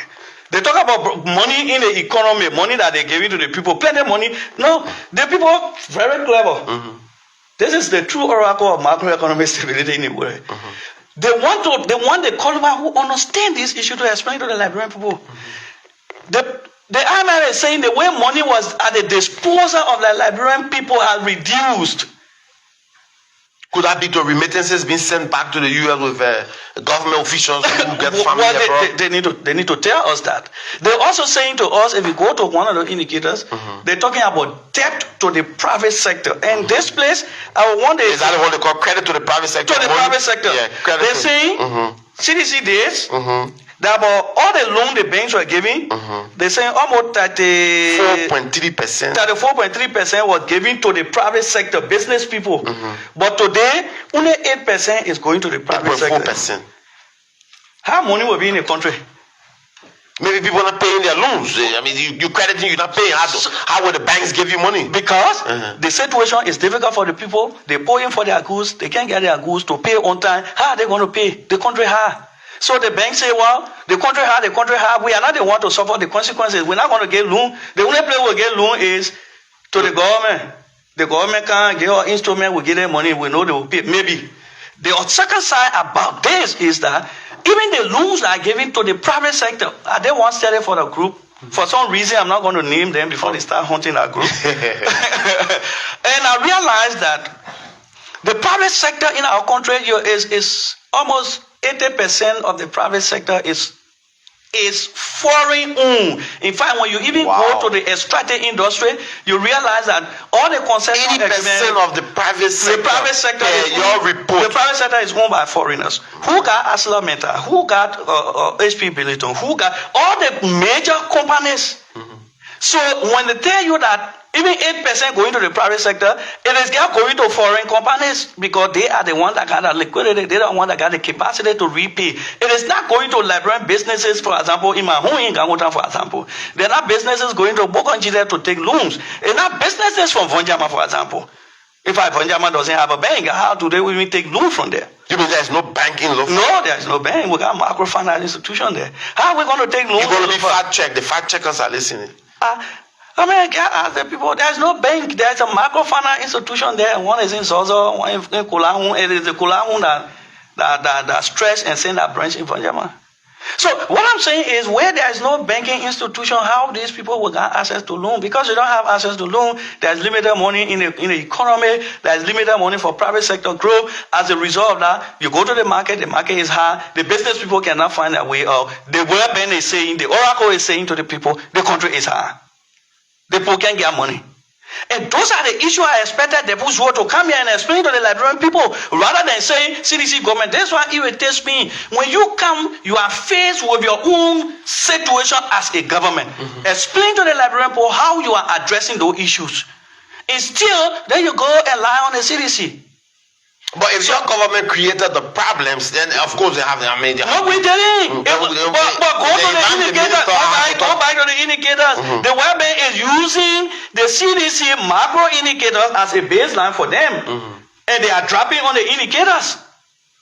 If you go to 2025, you'll even realize that 11 of those macro indicators are declining. That is almost about 50-57% of those indicators. It means Liberia started deteriorating at around 11. From 8, it should be around 42% or 47%. If you move down to 2025, you are going to 57%. So we are declining. We are, as a country. Macroeconomic stability is declining, so nobody should fool the Liberian people and say things are okay, or the IMF says no. The IMF is like your man. The IMF will always don't want you to dump, because if the country cannot get US dollar to purchase on the international market, it's a critical issue. So even if you have issue, they won't work with you to solve that problem. They will still give you money. That money will go to the central bank to build up buffer and make sure that you have the reserve position is increasing to the extent that you are able to address the liquidity, not get the liquidity problem, you are able to address the hard currency problem, and you're able to address the issue of exchange, foreign exchange on your market. So the IMF will do that for you. But IMF not going to give you money to build road. The World Bank will come in now with a long-term loan and say, okay, based on your performance on the IMF program, we'll give you money. In fact, we need to be mindful as a country. If our budget support from the IMF is tied around the indicators of the ECF program, I will tell you that we'll not get the budget support from the World Bank. And if we don't get that budget support from the World Bank, the government will not pay civil servant for November and December. You mean this November and December? Yes. If we don't get that, because the IMF provide budget support around $40 million. Maybe this has increased or decreased, I don't know. So if the IMF ties, if the World Bank ties that budget support to indicators of the ECF program, and the ECF program is deteriorating by 57%, Liberia is in a big trouble. And the Bush who comes to studio, he doesn't talk about those issues. They say inflation was bad in your government. No. CDC government met inflation in 2017 at 12.5%. We left inflation at 10.1%. Go to that data set. What did they say? They are trying on inflation, but there is something there. On the balance of payment, let me see. Yeah, go to the indicators. The inflation, there is something on inflation. Okay, inflation number 3. Yeah, CPI inflation, yeah. 2023 it was what? 10.1. 10.1%. Yeah, 2024, 8.2. 2025, 10.7. So you see there, they said they try on inflation in 2024, but 2025 they're going by 10.7. So it will be beyond, at the end of the year, inflation will be beyond where CDC left it.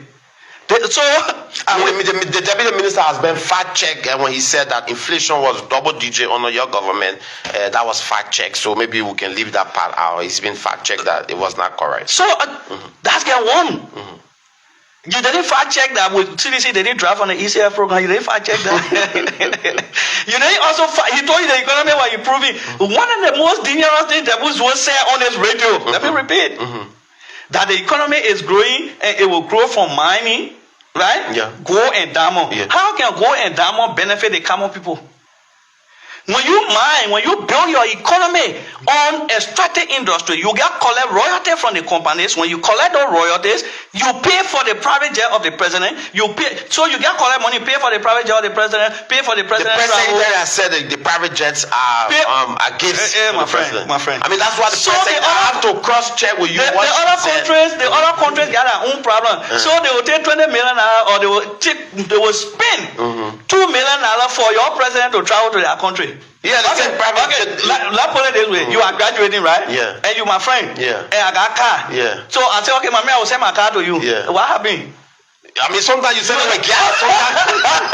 Sometimes you send it with gas. Sometimes I put gas there. I mean, it's a two-way street. I send my car to you because I don't know where you're going. Yeah. Sometimes you will send a car with gas. Okay, I'll even send it a tenfold. When you bring it up, I don't mean the 10 and there. No, I mean, out of good humanliness, I will test you as per your argument. I will fill out the thing and send it to you. Yeah. And you use it for a whole day. You coming by. What will you do? I can put some gas there. So it's not free. And the tire puncture, what will you do? I can fix the tire. I can call you and say, cancel the tire. So what I'm saying to you is, when you build the economy on the extractive sector, and the Bush will come here and boast about it, it's a fun for our country. We exported in 2022 around about $1.4 billion worth of extracted goods, that is diamond, iron ore, and the rest of it. We got only $187 million in revenue. How can an economy like that in the current contemporary world says and boasts about growth in gold? In fact, what they're going to do now is they're going to be giving money lessons excessively because they want to grow GDP at all costs, and the people will not benefit from it. So it's dangerous for our country. So the economic growth, even the IMF is projecting, it is not in sectors that benefit the poor people. It is in sectors that will get paid money to the government. In fact, right now they are increasing compensation, they are increasing salaries. If you check the budget line, this is another topic we're going to talk about. They are increasing goods and services. That is, people getting more scratch car, people getting more gasoline. So when you collect the money from the companies, you get pulled there. So our economy is not growing. If the World Bank, the IMF tells you that there is a steady, those are the languages in our report. So the economy is not growing.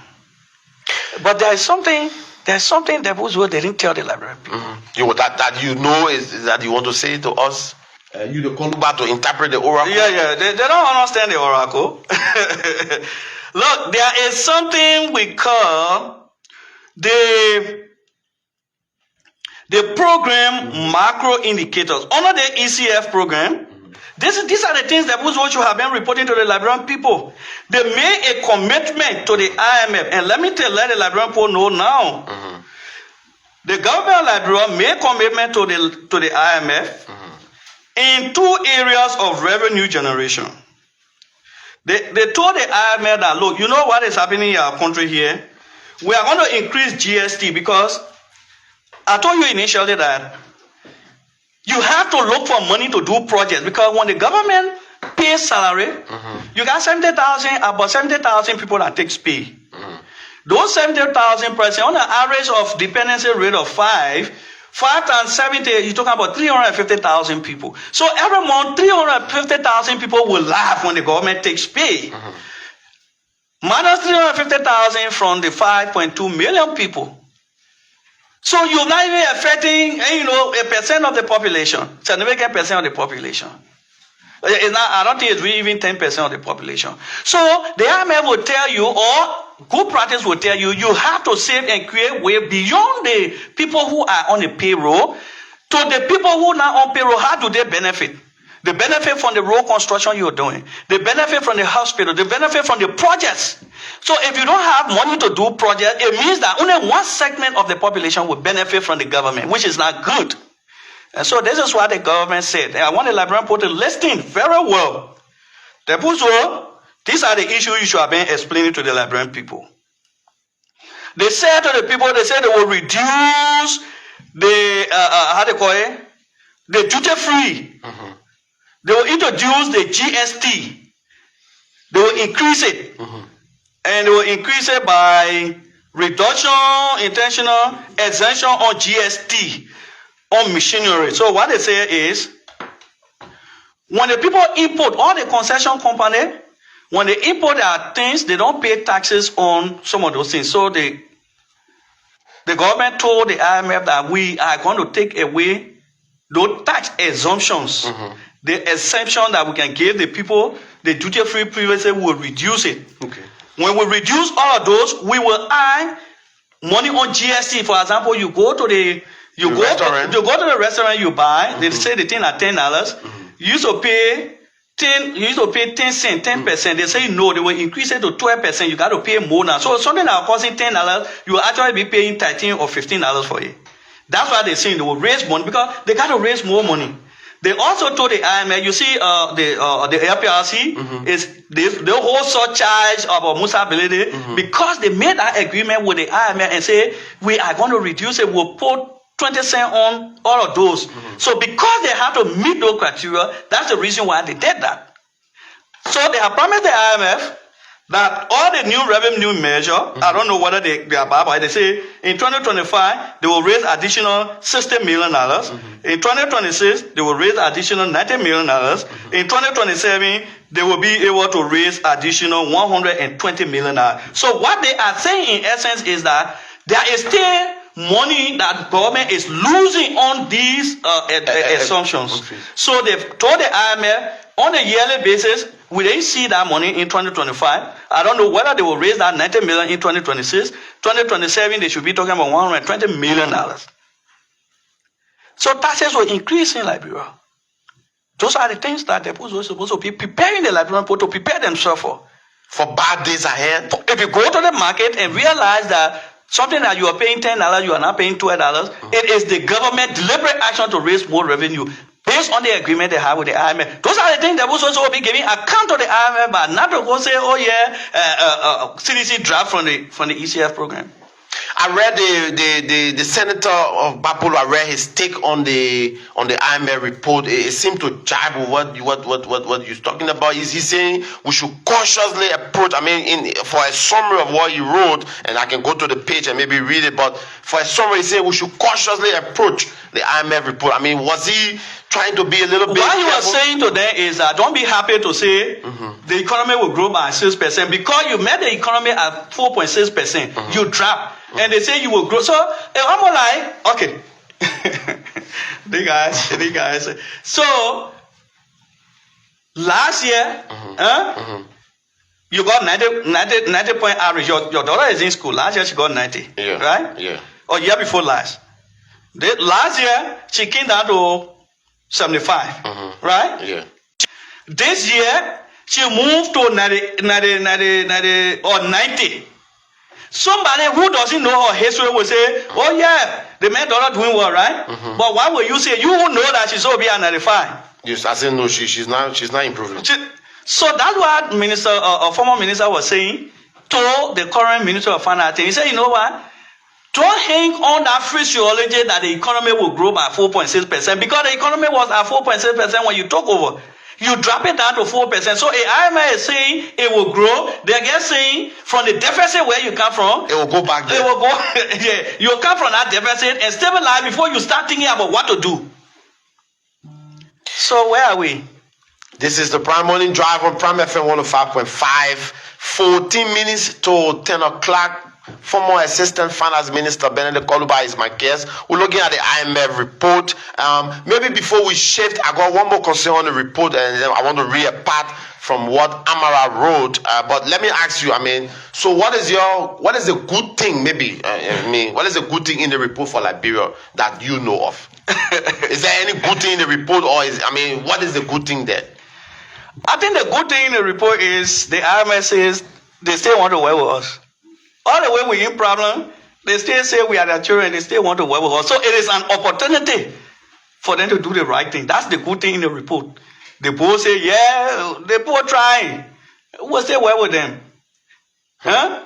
So yes, your child is supposed to be at 95 and went to 75, and she came up to 85. Yeah, that's still your child. You say, yeah, she's not doing well, but I still got to work with her to push her. So that's the kind of scenario we're in. So the good thing is, the Oracle is still willing to work with us.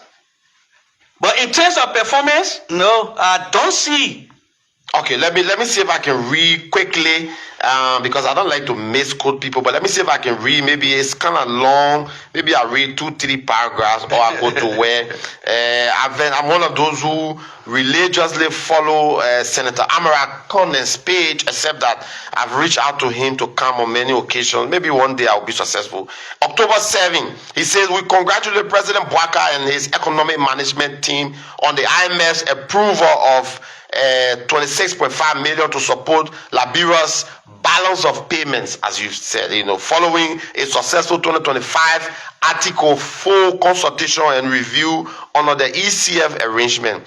While celebrating, we know the IMF's lowered growth projection and report of widespread corruption. So, but structural weaknesses persist 2 years into the Bouaka administration, and low consumption highlights citizens' limited buying power.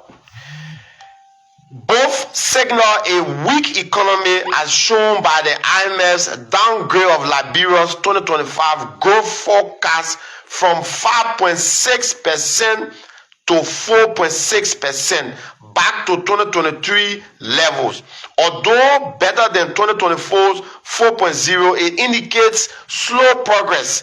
I shared this view on July 18, 2025, and made criticism from the Unity Party and praise from the CDC. So let me read the last 2 paragraphs. The reality is that our economy remains fragile and will stay that way as long as our institutions remain weak.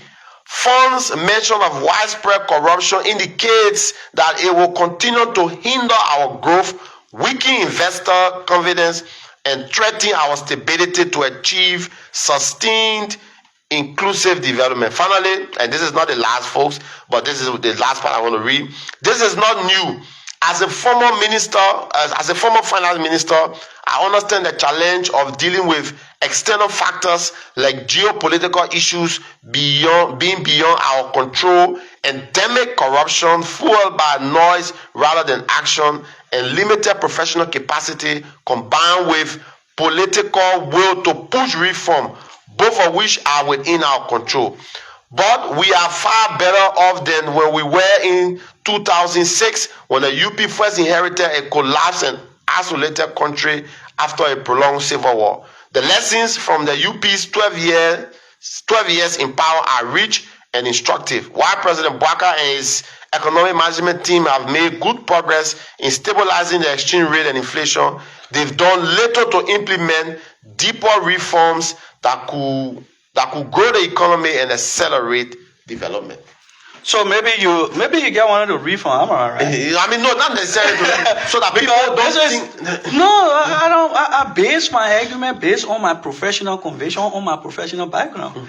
Amara wrote what he wrote because of experienced former finance minister on his background. What I explained is no different from I agree. what he wrote. Right, and I made it very practical to say that your child, I compare it with your child, and that's what he said. So if you're growing by 6% and they projected that you will grow and you're happy, don't be happy because you're coming from down. You are going from where you pick up from.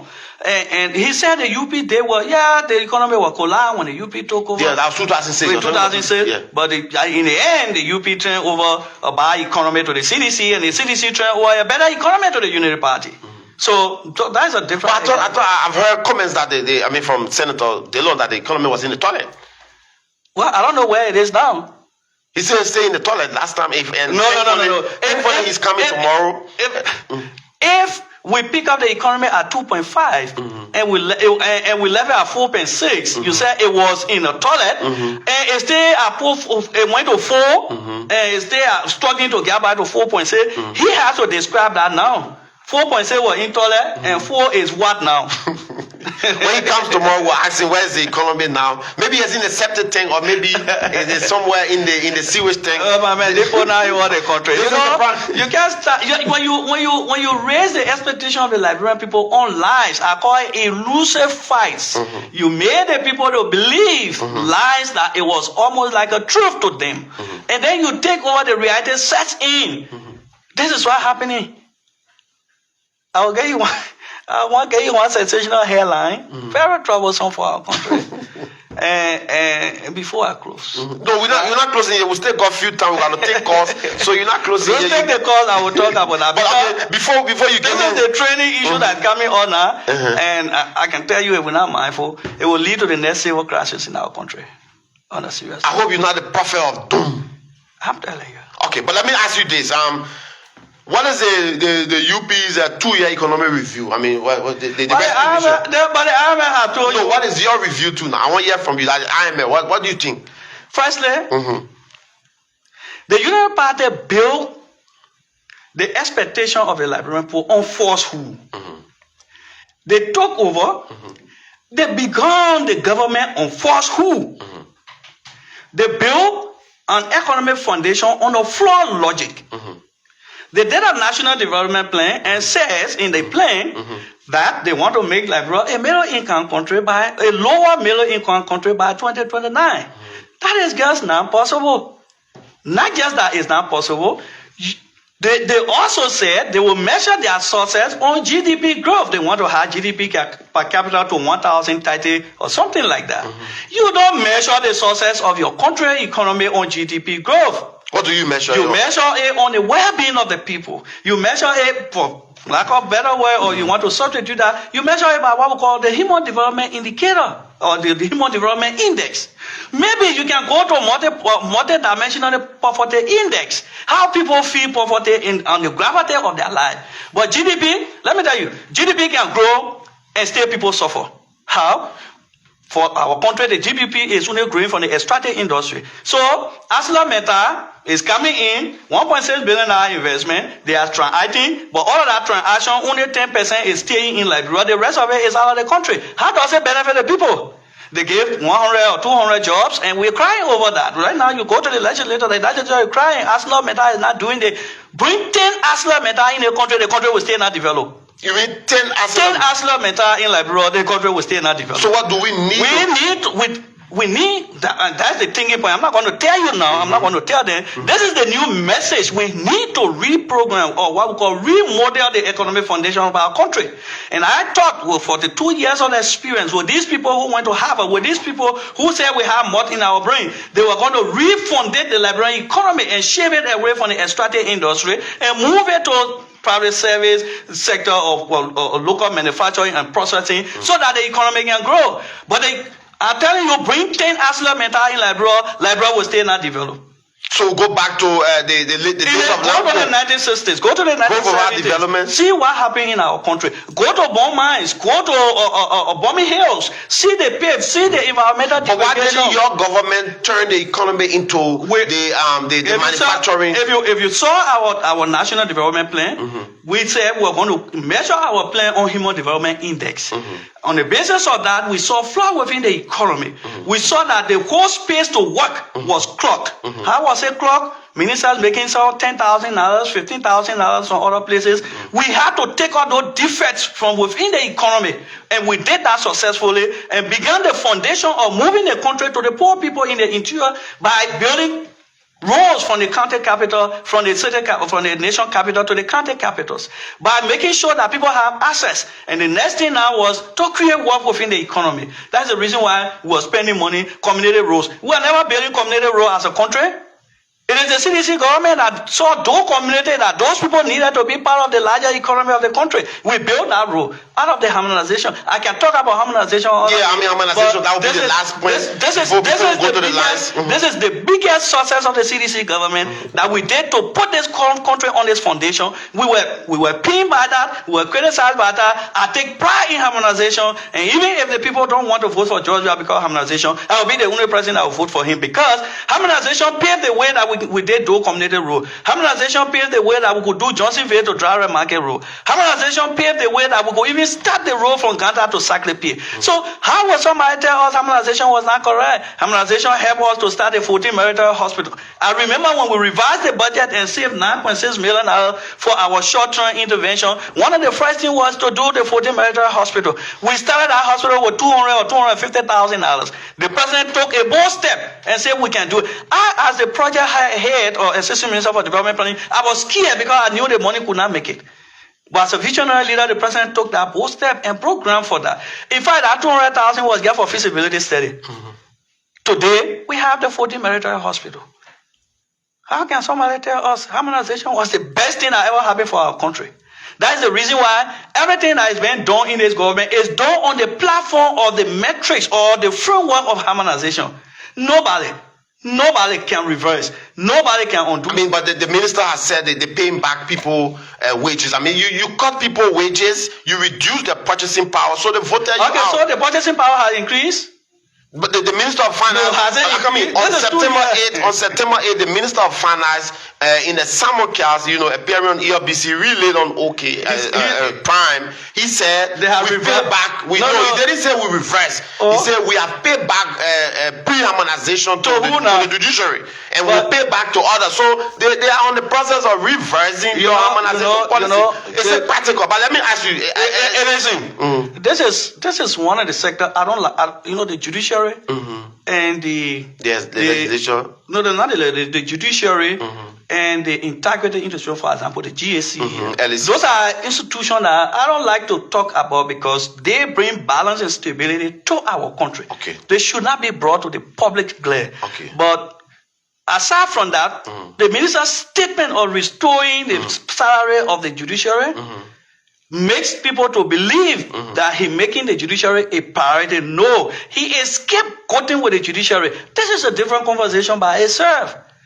The minister is scapegoating with the judiciary because the judiciary welfare is not being sought. But if you check the judiciary budget line, for example, when we did harmonization, the judiciary salary compensation line came to $7.6 million. Before it was around $15 million. Today, they still maintain that $7.6 million. As salary. But guess what? They have almost $11 million what they call social benefits. So what Minister Kafon is doing is hiring something on the judiciary without putting it on a compensation line. I told you that's a different conversation. Okay. So he's scapegoating with the judiciary.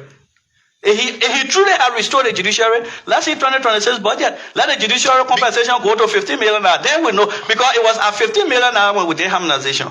So if the judiciary budget line goes to $15 million, I will clap for Minister. So then what did the judiciary summon then Finance Minister Samuel Twelve? So that was the same reason. Those are, the judiciary, I don't want to, but I'm just saying from the Minister of Finance side, if I see the judiciary compensation line move to $15 million, I will come here and tell him thank you. It means he has restored the judiciary. But as it is, the budget line, the judiciary say at 7.6 billion. I know they rejected their budget as it was at 2024. Yeah. That they, so those are the inconsistencies, the unreliable data that the IMF had invited him for. How can Josiah Joker say to the IMF that he reducing wage rate by 2.5% for the whole year? At the same time, he tells the president he's reducing wage rate by $2.5 million every month, and it is not reflected in the budget. How can Minister Gafon says in 2024 that he spent $283 million on salary and compensation? In 2025, he is requesting for additional money to carry compensation to $360 million.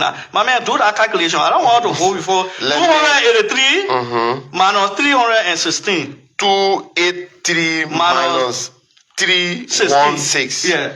That's 33 million. So it means that Gafon himself, right, contradicted himself with about $33 million because he spent $283 million in 2024, according to him. But just the next day, he's asking for $33 million to spend on compensation. The IMF say, how is that possible? Let me read the text. Josiah says he brought the wage bill minus 297, 297 from 297 minus 28.8.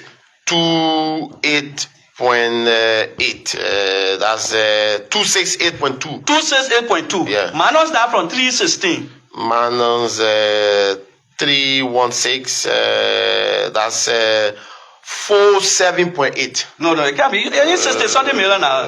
What Josiah is saying, as per his record, the budget has increased, the compensation line has increased about $63 or $64 million. Because he reduced it by $2.4 million. So the IMF say, my man, your record now speaking, it's not showing, it's not reliable. What it would take now? So let me read the text, then we can take calls. You can call 0776 236 528, 0776 236 528. If you're out of the country, plus 231 776 236 528 or 0886 050507. This is the Prime Morning Drive on Prime FM 105.5.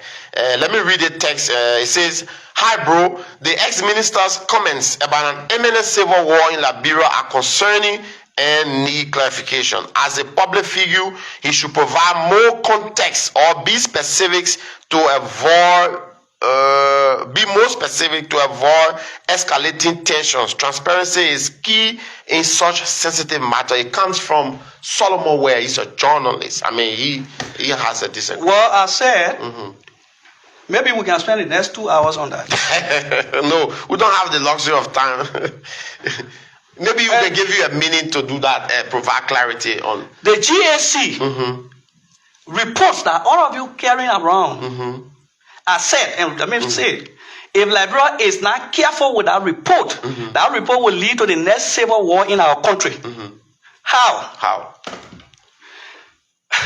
I didn't want to rush with this, but let me say this. The GAC in 2021 conducted an audit, is on their page, from 1980 to 2021. In that audit report, the GAC validated almost $775 million debt of domestic debt. Then the GAC goes back to do the same audit without mentioning whether it's an addendum or not, and comes back and say they are canceling almost $700 million worth of debt. It means Liberia is domestic debt free. So what happened to the people who you validated that $775 million debt in 2021? This is the source of conflict. Was it done on the same auditor general? All of the same auditor general. Gaswa Jackson. In fact, my man, you're rushing me. Say, I wanted to talk that on Wednesday. Gaswa must resign. The whole team at the GAC, they're going to put the country in a big trouble. Go to the GAC website. Dana Benekora saying it. I told you I'm a Koluba. My name is not Koluba. I interpret what the ordinary man don't understand from the oracle. The GAC has 2 reports on their website. One is, in fact, my man, you can give me diverting my conversation. Right now, the GAC, the boss of the GAC should resign before Wednesday, because I will be on here on Wednesday. And I'm encouraging the press not to even publish that report. That report is fiasco, not involved. It's intended to build tension in this country. It's intended to bring the country down because You mean the same GSC 2021 validated and confirmed 775 plus million worth of domestic debt? Yeah, I put all together should be around 778. Both Liberian. If you have that report, please share. No, but go to that website. I'll get them out and I say you pay me for that one. So it is from that background I'm saying we have to be careful because I listen to all the radios. They are even praising President Bouakai. Oh yeah, the man fighting corruption. You don't know the danger that report is posing to us. I mean, but and I'm going to pick one part of it and forgive him. Let Fina Bondo forgive me. No. I mean, no. The whole report is a fiasco. Before I start going into specifics, okay. I have told you the whole report. 1980, 2024 is a fiasco, and the government should never honor it. In fact, the boss of GSC and all those, they're supposed to resign from that report because we paid them money from the debt money. I don't know, Father Minister, what kind of group of people leading the place there, the bourgeois, they should have advised that man. We paid them money to conduct audit. They conducted that audit. It is based on that audit report we're paying debts. My man, a different topic, man. You got brought it. So I want the Liberian people to know that this Auditor General has compromised himself. He needs to resign. I don't have money to talk about it in terms of radio show. I will be on the radio tomorrow. I will bring all the media together. They bring their computer and bring a projector, and I will tell them I'm not writing different reports. I'm just telling them from the same report that the man did, the report is dangerous. It's a fiasco report. Nobody should honor it. The president should even be careful with it. And based on that, you say if we don't manage the people who you validated at $700 some more million debt, you come and say no, you didn't. What will happen to them? It's a chaos. It will lead to chaos. It will lead to chaos. That money business, the one that we didn't have, we feel that people were cheating all out of the money. We went to war. What about the one that I say I work for and you cheating me out of $700 some more million? That's no small money. 700 plus is not small money. Let's hear from you now. We got to go. It's 7 minutes after 10 o'clock. Benedict Koluba, former Assistant Finance Minister, he has asked, and that's a breaking news. He has asked has called for the resignation of the Auditor General based on conflicting report. Let's hear you. I like how you place a conflicting report. Based on. If I he will be charged for double dipping. You're going to press charges? Oh, he has to pay. We pay. And let me say, I will reach out to the media team. I don't know. Let me see if I have his number. Anytime reach out to them, call me. Okay. They will charge them for double dipping because we pay them to do audit from 1980. From 1980. Let's hear from you. Good morning. Good morning. Good morning. Okay. Is that person? Good morning. Good morning. Okay, just as an alternative, just call 0776-236-528. In addition to the regular lines, I thought these numbers were fixed, but it says, good morning. Good morning. Yeah, let's hear you. I'm morning to your guest. Yeah, good morning. Let's hear you. Your name, where are you calling from? Tanisha, your get money job they go. Let wait and see. Whether that fail report or that confident report. We're not going back to war. If we go to if the people are prepared for war, that will do your regime. TDC regime will come and go back to war. Because all they did that for war in Nigeria, everything happy on your watch. But war business forgot what that thing. Why you did to war in No, I'm not too sure he wants war. I don't want war because if there's a war, I want to. He's a threat for the report. Good morning. Yeah, morning. Yeah, morning. Your name, where are you calling from? And here, Chris Como. Chris, let's hear you. Yes, listen to your guest, the studio guest. And it's a lot of things. For me, is that the two parties, United Party and CDC, are not carrying on nowhere. Because if CDC comes to tell you United Party did this, the United Party comes to say they're not passing up and down. Of course. What would Benedict Koluba be and President said about 2% for 6 years in terms of economic growth? What will he be president? So if we get another 6 years for 12 years, so it will be 4%. So why are you carrying this country? Okay, all right, thank you. Yeah, good morning. Let's do this one. Let's take as many questions as possible. Good morning. Good morning. Let me say good morning to you and the student guests. Delicious. Yes, sir. the minister is good. I think You didn't call your name, sir. You didn't call your name. my name is Father Bleedy, and this morning I called on a district tech team. I called from district tech team, New Georgia Johnson. All right, go ahead, Bleedy. The minister is good, and I think his expertise is needed. Let's start politicizing things in this country. If he can help, and I think he should be called to help. Not just say, okay, I can help and jump up, but he should be called to help. And I follow him. So, and I wish I have the financial will to call him back so I can discuss the audit report in depth. Okay. But I believe that he understands the sector. No, I think I'll bring him back Thursday. I'll create some space. Thursday or Wednesday, I'll bring him back. Sure, the video will be very Summer cast, I want the whole media to be there. Okay.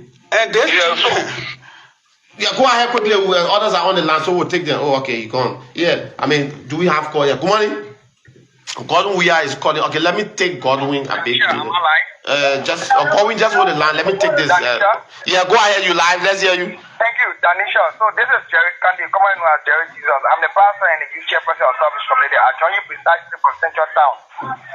You know, these people know what they are doing. And let me thank the minister for just waking up this morning, cutting his sleep, and to come and tell us what he feels he wants to tell us, but not what we want to hear. So Benedict Koroma were never able to give us any breakdown pertaining on what he thinks happened, right? So all he said was this government is not doing anything, and this government did not do anything, and this government is not even intending to do anything, even looking at the future before the future comes. So I just want to say, I even surprised that he was at the Ministry of Finance, and then we have budget supply, and we have all type of things. Then last minute of time, they still lost the election, and all these things were not seen. So I just want to say to him, thank you for just cutting your sleeve and coming, not telling us anything tangible. You say he didn't say anything tangible? Okay. Let's take Godwin. We are going. Good morning, you live. Let's hear you now. Yeah, good morning, Danisha. Yeah, and thank you for your patience. Yeah, no problem. Go ahead, make your point. The opportunity. Well, I just want to say good morning to. Oh, Godwin, I hope you not harmonize on credit. Yeah, sorry, I'm so sorry. Call back, I will take your call, Godwin. Let's go back. Good morning. Yeah, I'm so sorry, Godwin. Ooh, okay, Godwin is back. Godwin is back. Let me take Godwin. He's back. Godwin, yes. I hope you are not harmonized on credit. Yeah, that is right. Yeah, I have no small problem here. Let me say good morning again. Good morning to the former minister. Well, I'm kind of constrained to call this morning, especially upon his closing statement before he took the line. The only report is going to spark out conflict or so. And I think that was so very harsh. Very harsh. Let me say to the minister that only report will not cause any havoc. Nobody's going to complain as a matter of fact. But he's saying his forecast of chaos is on the fact that this same GSE, and I'm quoting him, allegedly did a report in 2021 that confirmed and validated some 700 plus million in domestic debt. The same GSE under the same Auditor General has come out again, according to him, with another report to cancel the debt. Yeah, so Danisha, here is the issue. We are talking about this GSC. And on two separate. Under the last administration, you have auditors dying because of doing their work. His testament to that, we all know. Auditors die in a place, up to 7 to 8 auditors die in this place because they were doing their work. Who knows whether 2021, audit was done or not to rest. Now, the issue that has to do with, those who,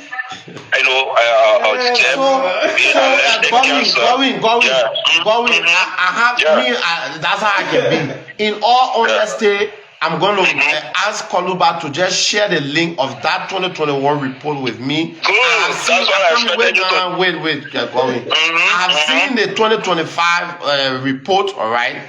and I'm reading through it, and thankfully I'm not, an auditor, but I got friends who are auditors. They've been trying to interpret the report to me. I look forward to seeing the 2021 report. But if what he's saying is concerning, if it is true that 2021 700 plus million was confirmed as domestic debt, and 2025 the same 700 plus million has been cancelled, is that not concerning? Under the same what I'm saying, yeah, sure. So Danisha, here's the point. Let's assume for the sake of argument that what he's claiming is true. But I just gave you the scenario of government that was in power for which that pronouncement was made, and this government. And you know what happened to a good number of that government officials? They were sanctioned for corruption. On a Durex.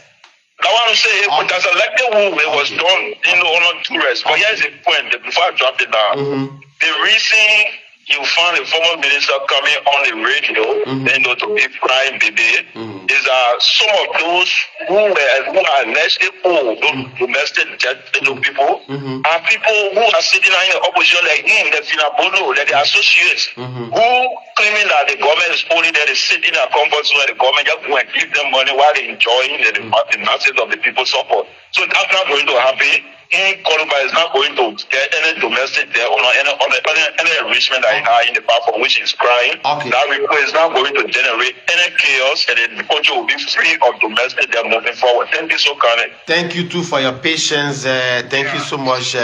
Godwin, let's go back here. We can take maybe 3 more calls. It's 16 minutes after 10. Yes, we can take 3 more calls. Okay, let me pick this one. Good morning. Good morning, Dalicious. Yeah, your name and where you calling from? Yeah, Dalicious, good morning. Hello, are you hearing me? Yeah, you are live. Your name and where you calling from? Alright.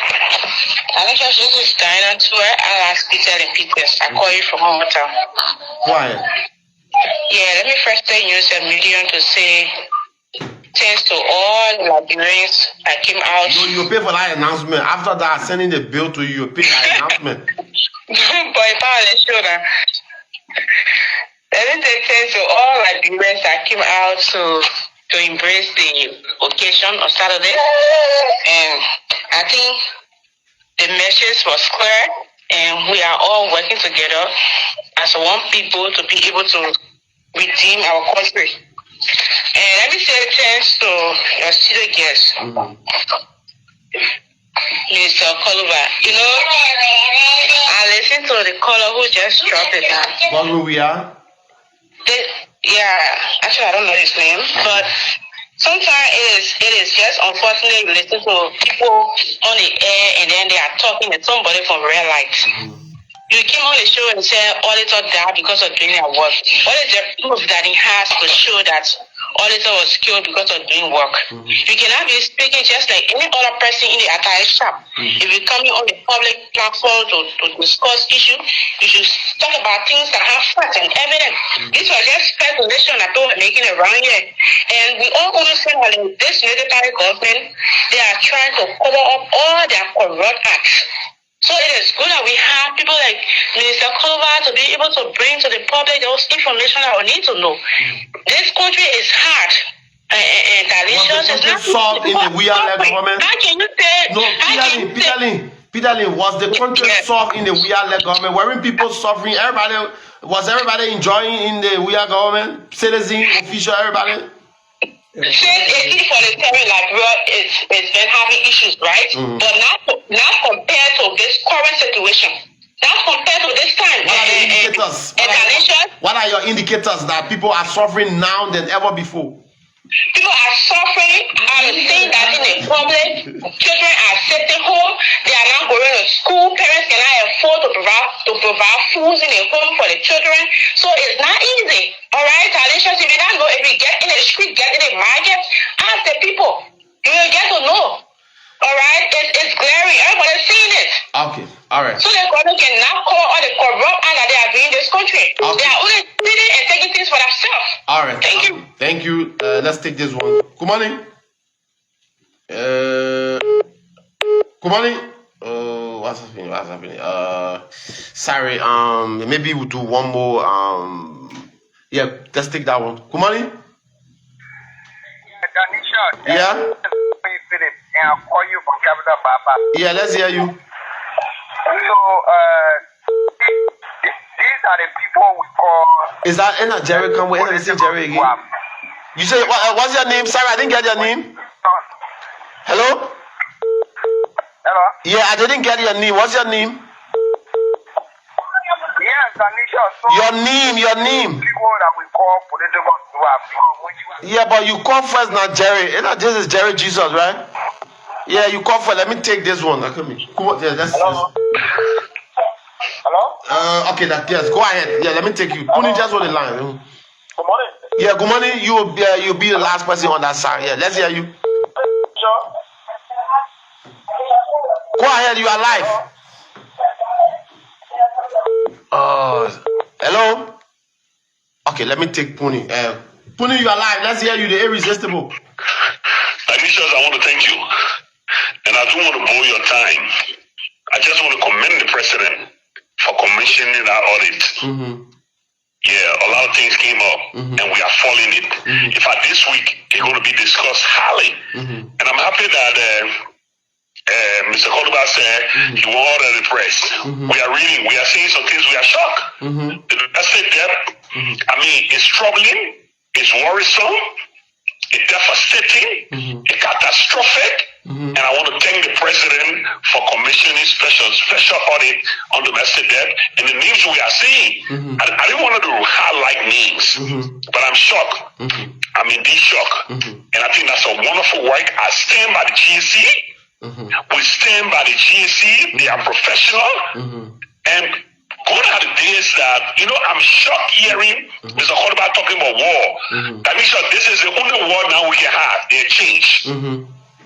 As Mr. Cordoba is sitting on the hammer for one AK bullet, and what is the total round in an AK magazine action? War are few but powerful people. Donald Trump and the rest of the world are not interested now in sponsoring all of our warrior have external support. So what sort of war is he talking? Go out of this, we cannot have it.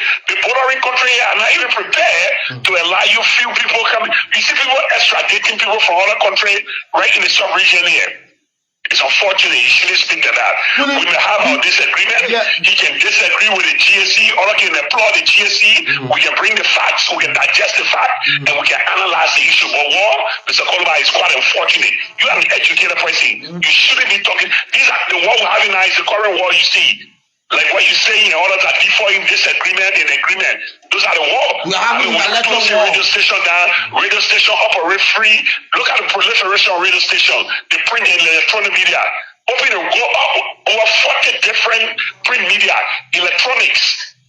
So go on do this. Our country is moving forward. You might not see it, Anisha, but the exchange and the proliferation in media station, the volumes of allied, the platform, the blockers, this is where the war is. We discuss. But to go to the kind of brutal and physical war he's talking about, go and do this. Puni, what do you make of his claims or his revelation that 2021, this same GSC did an audit report that validated and confirmed some 700 plus million in domestic debt, and the same GSC is coming back to nullify it. What do you make of that? It's quite unfortunate that we are in a digital stage. This stage is a digital stage. This is a civilized country. Since the GSC came out with that report, if they have a counter of 2021, 2022, it should be all on the internet now. It should be all on the Vera platform now. Why is he saying it now? Why since then? That's why you see. When the GSC just released the report, maybe about 3, 4, 5 days ago, or a week. So I mean, how did we know that? That work is professional. I don't have it. All right, let me go. And the GSC is doing a wonderful work, and we'll send by the GSC. Thank you. Let me take this one. You'll be the last one. Yeah, you are our last caller. Good morning. Can you just? Yeah. 50 seconds. In fact, 2 seconds. Can you just? I fundamentally disagree with Puni. Puni must understand that. What's your name? Your name, please. No, I come in. This is Bleedy from District 13. Please, you can't do this. No, you can't call 2 times. No, please. You can't call 2 times. You gotta give others the chance. You can't call 2 times. I'm sorry, I have to cut you off, Bleedy. I mean, I don't like to do it, but yes, we got time to go. My producer is telling me we got 6 minutes. You want to respond to the callers? So I want to say thanks to all the callers. What I like to say is that over the last 6 years, our country has been used to believing lies to appear like truth. And so people like us who speak with truth and facts were always rejected. Okay. Our country was made to believe that 16 billion got missing. The people who condemning Bleedy or the other guys, they got in the streets without even saying, I know, you know why? When 16 billion got missing in the country, where the people will use it? they believe that. They believe that Samuel took 25 million and put it in car and went to the market to take money from people. People believe that. But for me to come and say that the GSC has regurgitated or regurgitated, GSC has laid the basis that will bring about conflict. Say what conflict don't necessarily have to be war or football. It will bring conflict. I'm telling you that the GSC has 2 reports. You're telling me a professional man like me, I will leave my house and come and sit down on national radio just to lie? Let me repeat. This government is providing inconsistent data to the IMF. From the CSA report to the IMF, to the CSA report to the president, the numbers are not correct. The Ministry of Finance wage data in 2024, 2025, they are not corroborating. The ECF report, review report, has reported clearly that the economy is deteriorating and the numbers are not clear. That's why Minister Tue has been invited.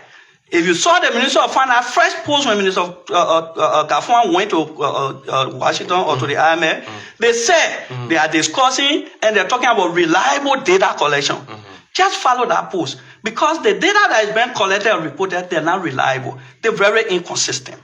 I end up by passing issue on the GSC report. And let me say this to anybody who feels they can challenge me on the GSC report, I am open to that challenge on a public medium. Okay. I'm saying to you today. Once I get somebody, I can call you back. Yes. Okay. I'm saying to you now. The GSC has 2 reports on their website. I will not send it to you because you will say I lie. I didn't write them. Go to the GSC. Let me tell you how to find it. Okay. Go to the GSC website. Call for reports. Go on 2025. You will see this report. Okay. When you go to the same website, go on 2022. I think that report was published 2022 or conducted 2021. Okay. Go on 2022. You will see how they call the domestic report audit. Or when you go to their website, you search airport domestic debt audit. It will come down and you will download it. Okay. Then you will see the 2 different reports. You will now come and tell me, Berekwa, you are lying but to get called on the radio because you are used to hearing lies that you believe. When somebody tells truth, then that person that you will be accusing, that person you will be insulting. I see people insulting me, and they were not insulting Darius Zilone when they said 16 billion got missing. When they said they will chunk the president's car with rap. I have come here, I didn't say I will bring war in this country. I never said that.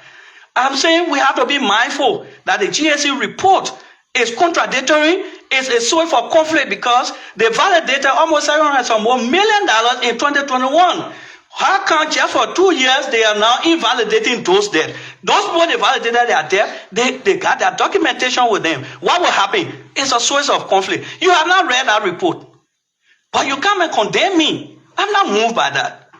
I walk in the streets very free because my consciences are clear. I'm doing a professional. In fact, like somebody said, the government is supposed to, 2 groups of people that this and they are saying, the government is supposed to be paying me for what I'm doing. And the opposition group supposed to also be paying me for what I'm doing because I'm providing information to the public. Somebody say why I'm coming up. Because yesterday we sat down, the people lie on us. Everything they threw out there. Imagine somebody saying auditors that George Yake, the auditor. We sat down, we didn't talk. We expected that the society had moved to a level that they will be able to know this thing is wrong. But we reached to the point that we have to go tell them because it affected us. Those lies affected us. So because they affected us, when we see it today, we have to come out and state clearly. So I can challenge anybody from the GSC. I'm on the GSC website. Anybody from Ministry of Finance, I will tell you, there are 2 reports covering almost the same period. One, 1980 to 2021. The second one, 1980 to 2024. That's double dipping. We paid for 1980 to 2021. Your government paid. We paid for that. Do you remember how much was paid? No, I can't remember how much was that. But I can find the press release and send it to you. The GSC were made. We pay for that. They conducted that audit. It is from that audit report that we were even paying on. Look, the IMF program stated that we needed to be paying our domestic debt. Well, fun time to bring you to talk about the theory. I mean, we've on the dot. So I like to say to the Liberian people, I don't lie. Okay. I don't do politics with professional thing. You can take my information and police. I say fine. I wouldn't speak. I wouldn't come to speak when somebody lie. Like Josiah Joker lied, Amika, and said they restored the LPA. I came to clarify. I provided information on my page. The Bush was sat in the same seat and lied that the finance ministry on us was dropped or the government was dropped from the ECF program. I came to say that lie. I end up by saying the GSA has lied. He has set a foundation for conflict in this country. You got to think now and rush to the GSC website, find that report.